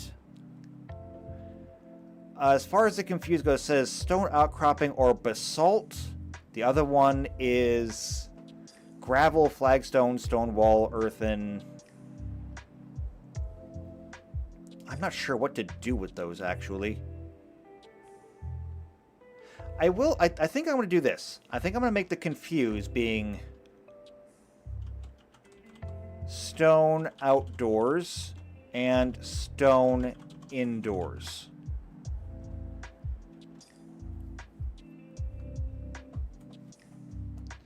Just to make that easy, because since stone said, earthen walls or stone walls, that means that if you're inside of a building that has stone walls, or if you're in like a basement that's been dug out that has earthen walls, then you can just go ahead and start turning people to stone while they're indoors. Make your own art gallery. Have fun with it. These other two, however, for water, I'm literally just going to say close to water.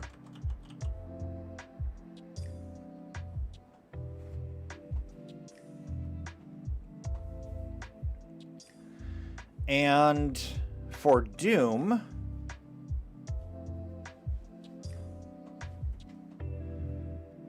says quicksand, marsh, or poisonous fen.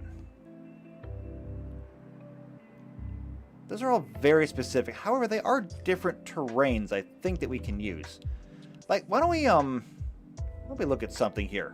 Instead of looking at this, why don't we go ahead and say, let's go to the bestiary.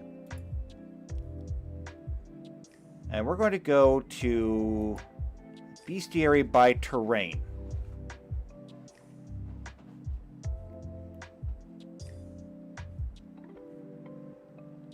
Actually, we might be able to use this. How many of these do we have? We have 1, 2, 3, 4, 5, 6, 7, 8, 9, 10, 11, 12. And how many of these do we have? 1, 2, 3, 4, 5, 6, 7, 8, 9, 10, 11, 12. 12, 13, 14. Okay. Okay,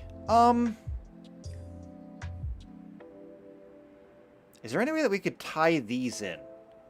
Would that make it easier? Actually, that's bad, because then it would restrict you to basically one ability per area that you were in. No, it's a really bad idea. It is.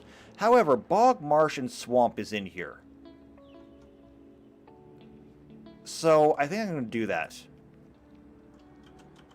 So, Bog, Marsh, Swamp. And then for the Toad, we can just say aquatic, water, coastline, or ocean.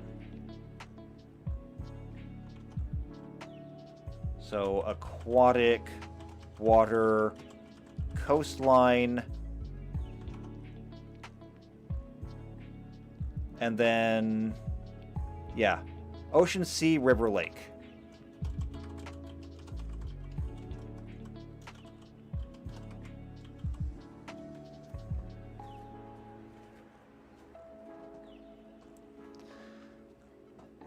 I mean, maybe?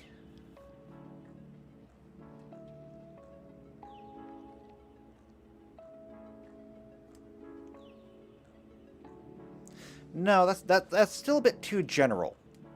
I have an idea, though. I have an idea.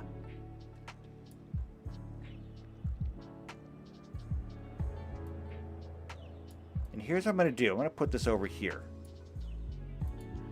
And I'm going to get the actual names for these things. So, this is going to be ground. And I'm going to go ahead and call this sinkhole.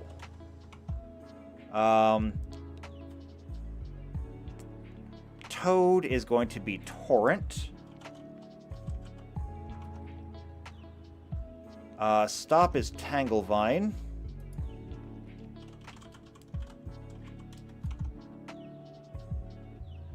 Contortion is stone.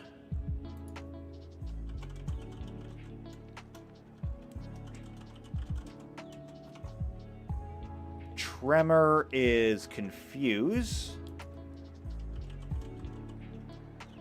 I should have just wrote them down like this from the beginning, but I didn't. Wind slash is disable.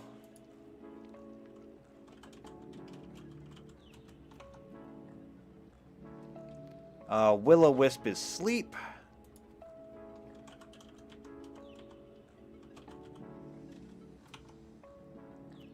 Quicksand is doom.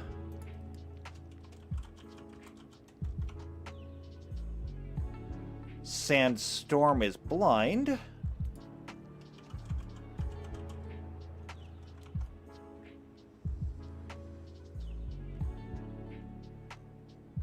Wind blast is slow.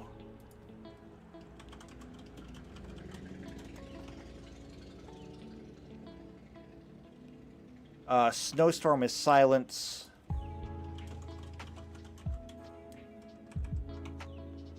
And magma surge is KO.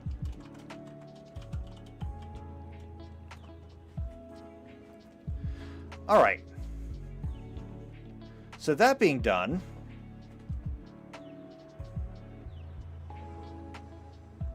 I think I need a general rule here. In fact, I think I might need a few rules here. See, here's what I think I'm going to have to do. So you need to have a source of these things.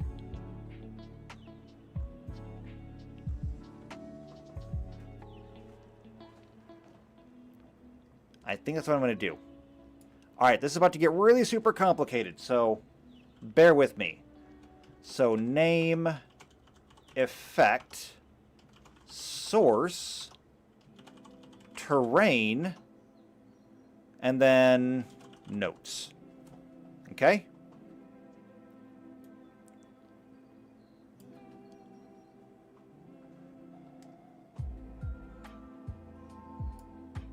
And the way this is going to work is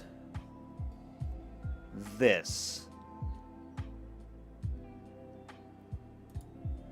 I'm going to go ahead and say that this is going to be sand now, okay? So source has got to be sand.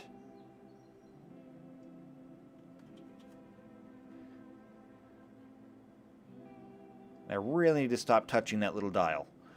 Okay. We're gonna actually incorporate different terrains here. We are gonna do it. So we're gonna go back to our list here and say by terrains. I'm gonna say that sinkhole is going to be plains.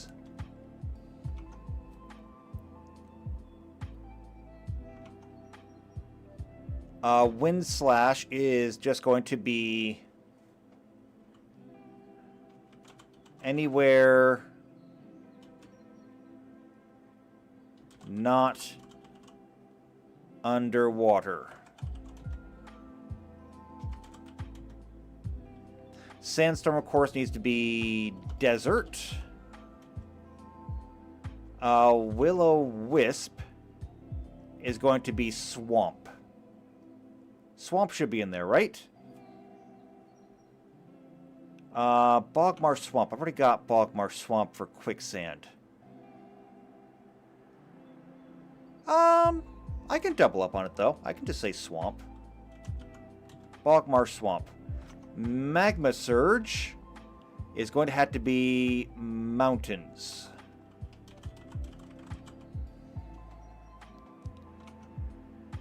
Let's see. This is going to be any cold. Tanglevine is going to be either forest or jungle. Tremor.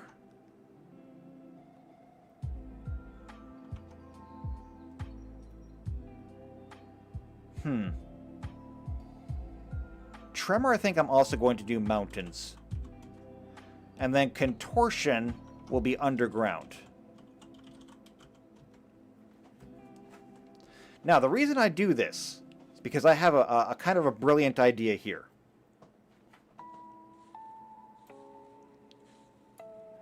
So you're going to go ahead and move this down. So, to use...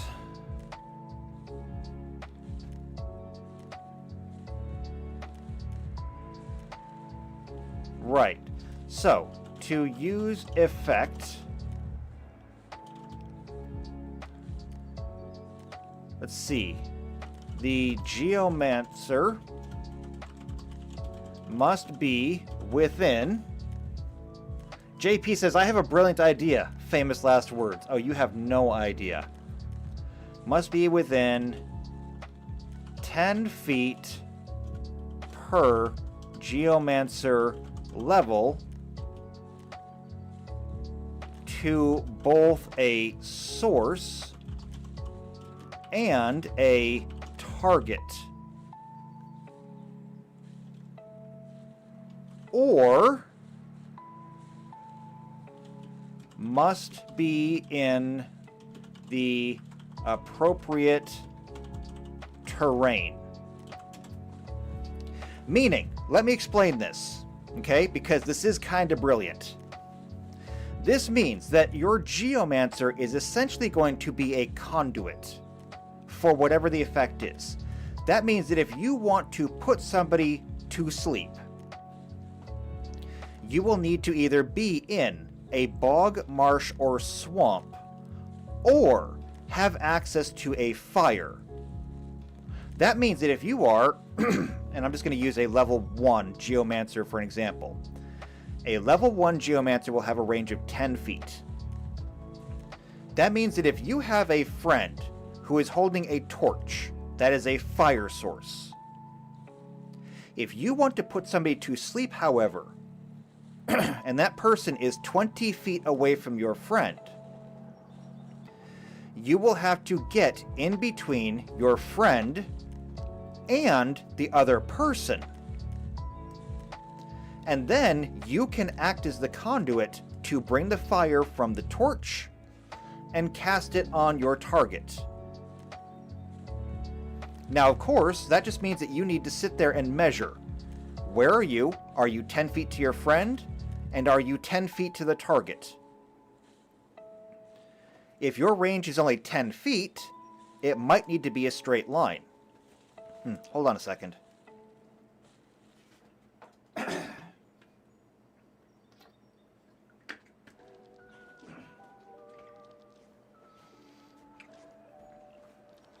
Needed a drink badly. Okay, as I was saying, that means that if you only have a 10-foot range, you might need to get between your target and your friend. However, as you level up, you'll get 10 more feet to play with, meaning that if you were a level 5 Geomancer, 50 feet to play with. Now, every square on the map is 5 feet, so that means that you can go 10 squares in any given direction. So long as you can reach the source of what you need, and the target that you're aiming for, you can do it. It doesn't have to be a straight line, you are making the line. They don't have to be within 50 feet of the source.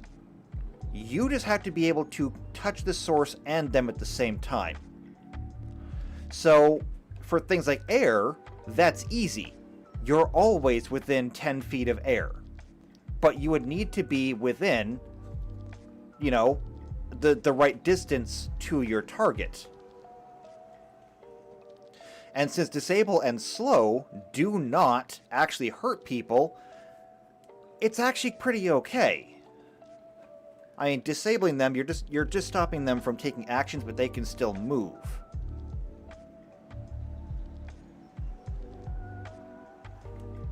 Whereas, I mean, things like Magma Surge, you would have to have access to fire, and maybe you can make it happen. I might have to redo this one, because maybe fire is too general. Maybe we actually do have to make it lava. Or I have to put some kind of stipulation onto, Actually, no. Here's what I can do. You would need to have access to both fire and stone. So you'll have to be within range of all of it.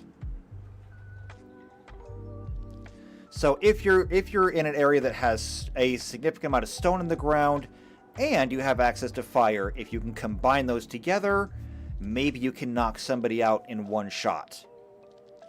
It's risky, and I might give it something like a reflex save in addition. I forgot I didn't even put the what type of saves it was in here. I'm gonna have to fill this out later.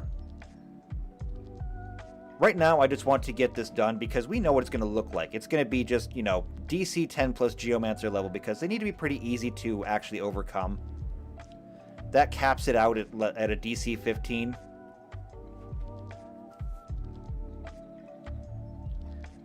JP says, fire plus stone. I carry flint. Look, I don't want to talk about flint. I still have flashbacks to Pokemon Pearl. I don't want to talk about flint. However, the other thing here is terrain. So, like Magma Surge, I'm going to make this one Volcano. Okay, very specific. But, not only can you cast this if you are acting as a conduit between the source and whatever, but if you happen to be in one of these terrains, you can just use this ability however you feel, comfortable doing it. So, for example, I need to make this one soft ground. Meaning you can't use it on artificial terrains like, wood terrains, you can't use it on stone. However, if you're in the plains, you can basically just use it anywhere. You don't even need to be close to the person doing it. Hence the ore must be in the appropriate terrain. So, if you are 60 feet away from somebody, but you're in the plains, you can just sink them. Just open up the ground and sink them inside. You're not encasing them, you're just opening a hole.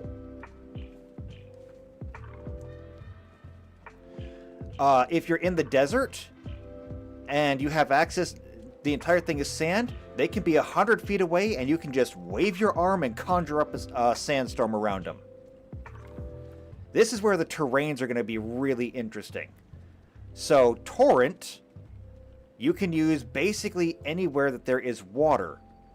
Now, you still got to be close enough to it. Presumably, if you're on the coastline, you're already close enough to the water to do these things. But that just basically means that you don't need to be close enough to them. As long as they're close enough to the water, you can probably do it. And that'll, of course, be up to the GM's discretion when these things are applicable. But they could be very powerful.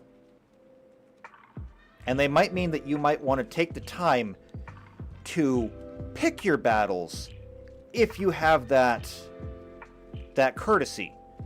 If you have the opportunity to actually invite somebody to a challenge, or if you're like onto the big bad and you want to lure them somewhere, pick your battles. Maybe you want to fight them on a volcano. Maybe the big bad says, fight you on a volcano? That sounds perfectly evil. Knowing that maybe you have 1 or 2 people that are trained up as geomancers just waiting to douse your big bad guy in lava. I think this works really well. The only question now is, what goes where? And is there anything else that I'm missing? The Geomancer has reaction abilities, Nature's Wrath. It's basically just counterattack. We already have counterattack from other things. And attack boost? No. Movement abilities, ignore terrain, and lava walking. There is nothing in Pathfinder that's going to let you walk on lava. I'm sorry. Ignore terrain, however.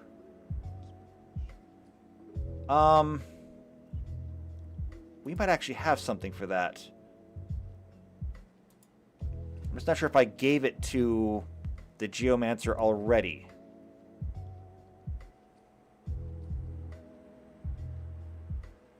Actually, maybe favored terrain would be good. Yeah, I like that. I'm going to go with favored terrain. And the reason is that favored terrain actually gives a lot of good bonuses.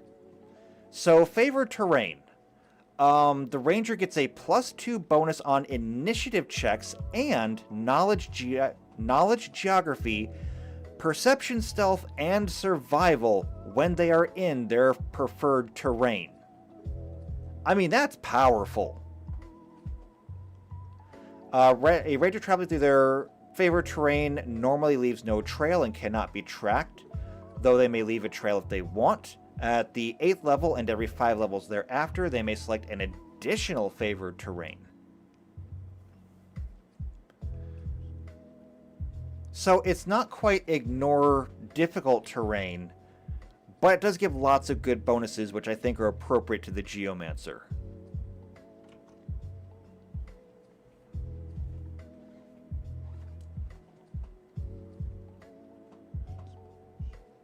So what does this give us? This gives us 1, 2, 3, 4, 5, 6, 7, 8, 9, 10, 11, 12, 13 things.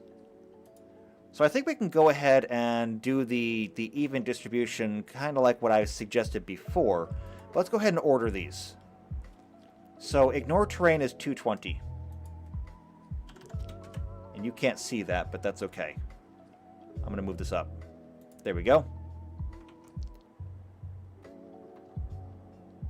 Sinkhole is 150. Wait, they're not all 150. Damn it, they are all 150. Never mind. Okay, in that case, how do I want to do this? I'm going to reference something else. my Mystic. So my Mystic is also a status caster.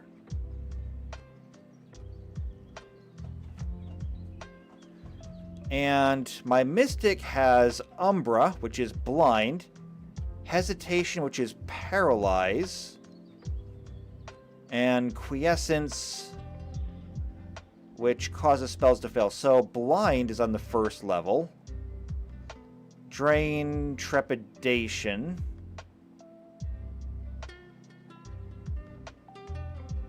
Oh, right, because these are all translated. Okay, hold on a second. I need to kind of translate back now.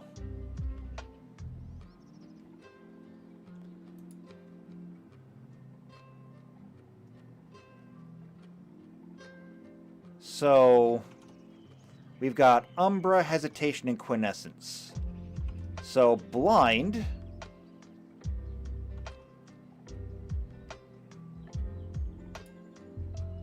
means that we're going to come up here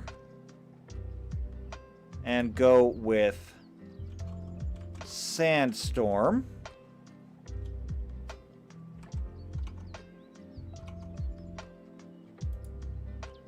Hesitation.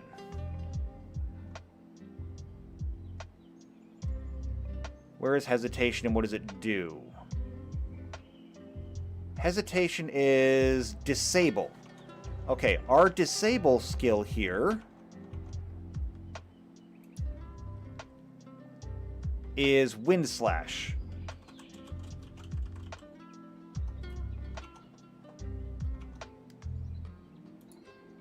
And then Quiescence is Silence. Okay. And our Silence is Snowstorm.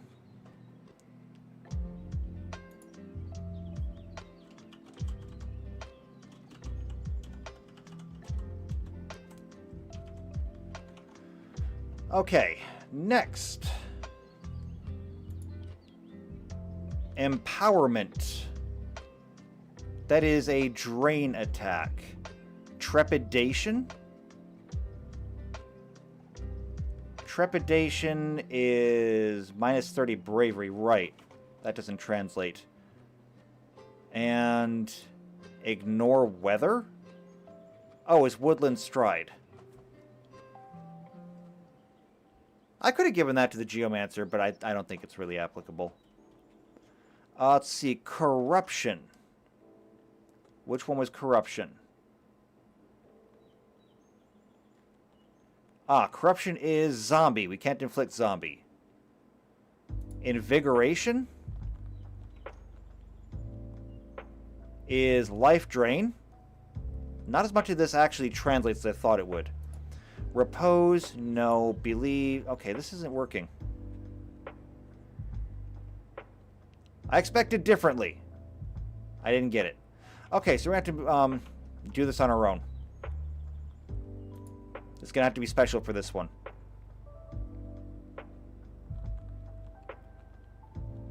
Alright, so we've already got Blind.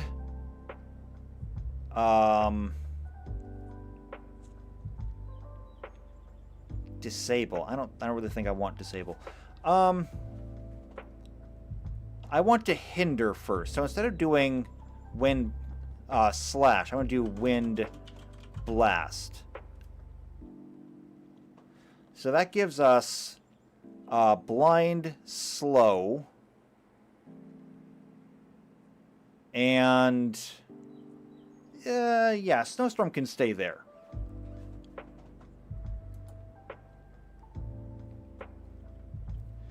After that, what do we want to use? I really wish the numbers, or they had different numbers, because that would make this a lot easier. Now you can put Favor Terrain down here.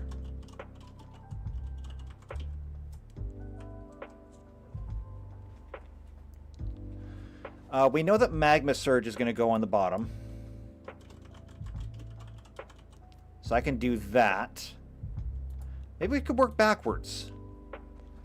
KO, and then how about just Tangle Vine. Because it just stops them cold. Other things that will stop them cold is going to be...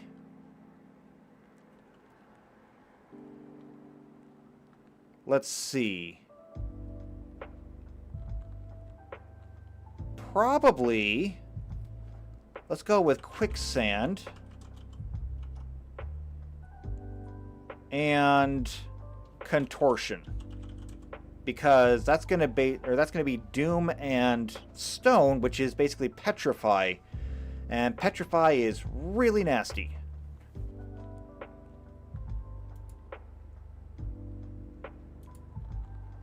I might even go ahead and throw Toad up here too. So I want to go Torrent.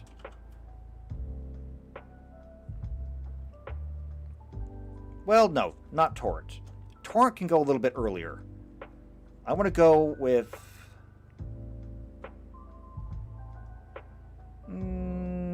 No, yeah, Torrent can go there. I take it back. Torrent can go there. Up here, I think this is a good place to put Will-O-Wisp.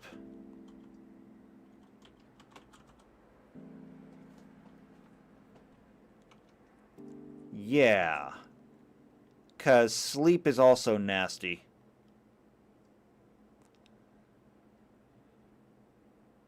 We have... So let me go ahead and start marking these off. Because I can't keep track of it. My brain power's not working. We have... Sandstorm... Wind Blast... Snowstorm... Will-O-Wisp... Magma Surge... Tanglevine... Contortion... Torrent... Quicksand and Favored Terrain.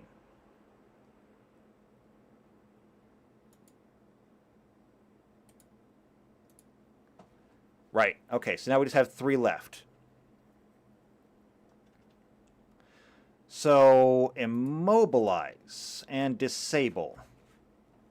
Kind of want to put them in the same tier. I think I'm actually going to go ahead and put Will-O-Wisp up here. Okay? Put Will-O-Wisp up there and Tremor up there. And then since Sinkhole and Windslash basically do the same thing but opposites, Sinkhole and... Disable. Or no, not disable. Sinkhole and Wind Slash. Sinkhole makes it so you can't move, but you can still attack. And Wind Slash makes it so you can't attack, but you can still move. 2 sides, same coin. So there we go. There's our grid. That can be deleted, that can be deleted, and then there's this much, which I'll have to fill in afterwards, but we are running kind of long on time here, so I'm trying to finish this up. I'm going to go ahead and put this up here. And that does that. So I got to fill in the DCs to resist. Some of these might need some additional rules, like Sinkhole. If I'm actually sinking you in the ground, we need to have rules on how far down it goes and whether there's things like fall damage. I don't think there's going to be fall damage for it, but I don't know, maybe. But I mean, it would absolutely immobilize you. So there we go. It needs a little bit of formatting to make it look pretty, but that, I think, is a very good looking Geomancer. And Tux says, I would like to cast Volcano. That actually raises a very good question. Could, like, the Black Mage make a Volcano? Like, if they cast a whole bunch of magic in one place and melted stone, would that count? Because I'm inclined for it to count.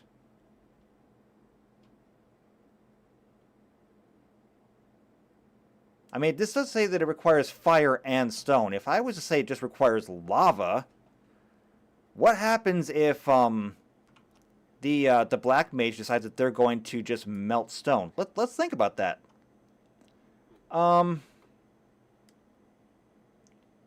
Somewhere in here, was it under game mastering? I don't remember. Or no, wait, it might have been here. Damaging objects, I think. So we need objects or materials in hardness. Here we go. Substance and hardness.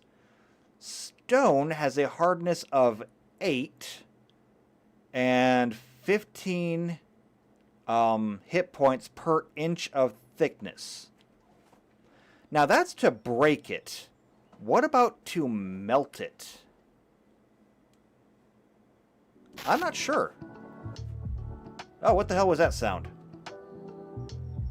I'm not sure. That was kind of scary. Anyway, yeah, that's to break it. Like, if you were trying to shatter a stone door, that's primarily what this is for. But to melt it? Let me do a quick little Google search on that one.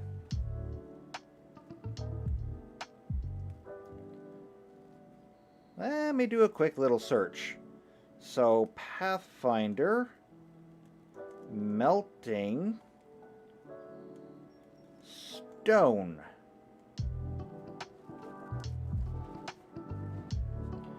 Melt stone supernatural ability. Meld into stone. Here's a Reddit post. Temperature ratings of fire spells, aka will it melt? Let's see. 40 points of damage will destroy an inch of steel, with each subsequent 30 points of damage destroying a further inch. A maximized 10th level fire spell is capable of melting almost 2 inches of steel in under 6 seconds. This is way more than a thermic lance at 4,000 degrees Celsius is capable of, yet is insufficient to kill most 10th level PCs. In conclusion, jet fuel can't melt raging barbarians. I tend to agree. I think this is all folly. While I like the idea of being able to create a pool of lava, I think that it's just not really feasible. So maybe not being able to cast Volcano. Unfortunately. I'm sorry. I don't make the rules. Actually, that's a lie. I'm literally making rules right now. But I just don't see the inability to conjure a volcano up.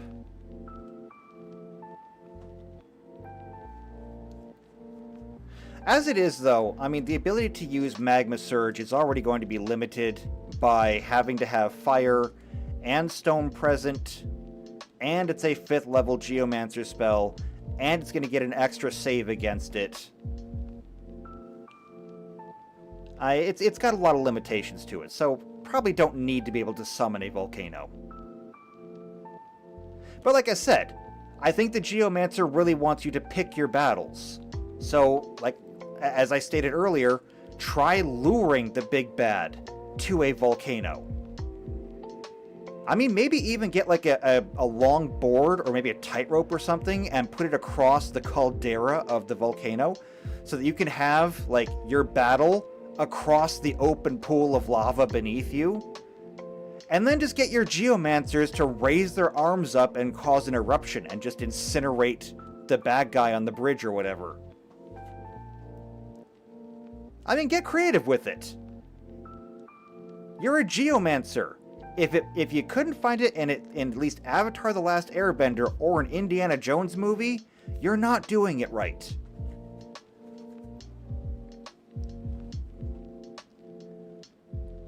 But yeah, I think that looks good. I think that is a good-looking Geomancer. I gotta finish up a few things on it before I can actually copy it over into the archive. And I'll take care of that after the stream. I think this is a good place to leave it, though. So before this gets too much longer, I think that's where we're going to go ahead and take a break. We just did the Dragoon and the Geomancer, so they're done. As I stated at the beginning of the stream, I think next week we're going to do the Orator and the Mathematician. And the reason why I say the Orator and the Mathematician is because I don't know what the Mathematician is going to take. I do know, however, the Summoner is going to be at least one session all on its own.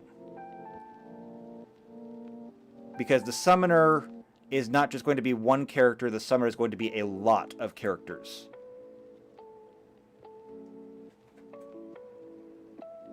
Tuck says, a break. Come back to this again in 5 minutes? No, more like 5 days. Actually, more like 6 days. We come back to the Summoner. The Summoner has Moogle, Shiva, Rama, Ifrit, Titan, Golem, Carbuncle, Bahamut, Odin, Leviathan, Salamander, Sylph, Fairy, Lich, Cyclops, and Zodiarch. That is 16 summons. And we have one of two choices. Either we treat them as basically massively overpowered spells, or I have to make characters for each one of them. Honestly, I'm leaning towards the latter, but that means that we could be on the Summoner for a few weeks.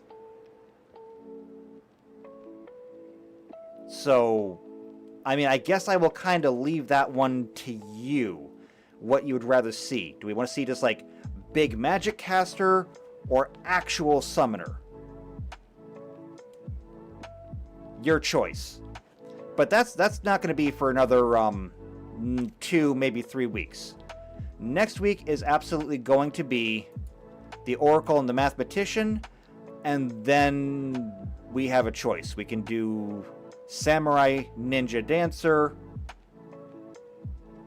or we can do Summoner. Either way, it's going to be a lot. We're heading into some things that get really complicated, and there's going to be a lot of work to do. So, that being said, I'll go ahead and close that down, and close that down. We're going to go ahead and take that break. So, if you haven't done so already, make sure you subscribe to the channel. Hit the bell icon if you like it enough. If you don't like it enough, just subscribe. The bell icon just notifies you. So if you don't want to hear about anything anymore, then just don't hit that and you can come when you feel like it. Otherwise, though, if you know somebody else who's into Final Fantasy or Pathfinder, or you just think they might enjoy this, share this video out. But even if you don't do that, at least do this for me. Leave a like on the video. Leave a comment down below, because they make me feel better. They help my videos get out there more, I think. Can't promise that one, actually. But do it for me, okay? Do it for Kitty. And I guess I will see you next time for, well, the next classes. I'll see you then. Take care.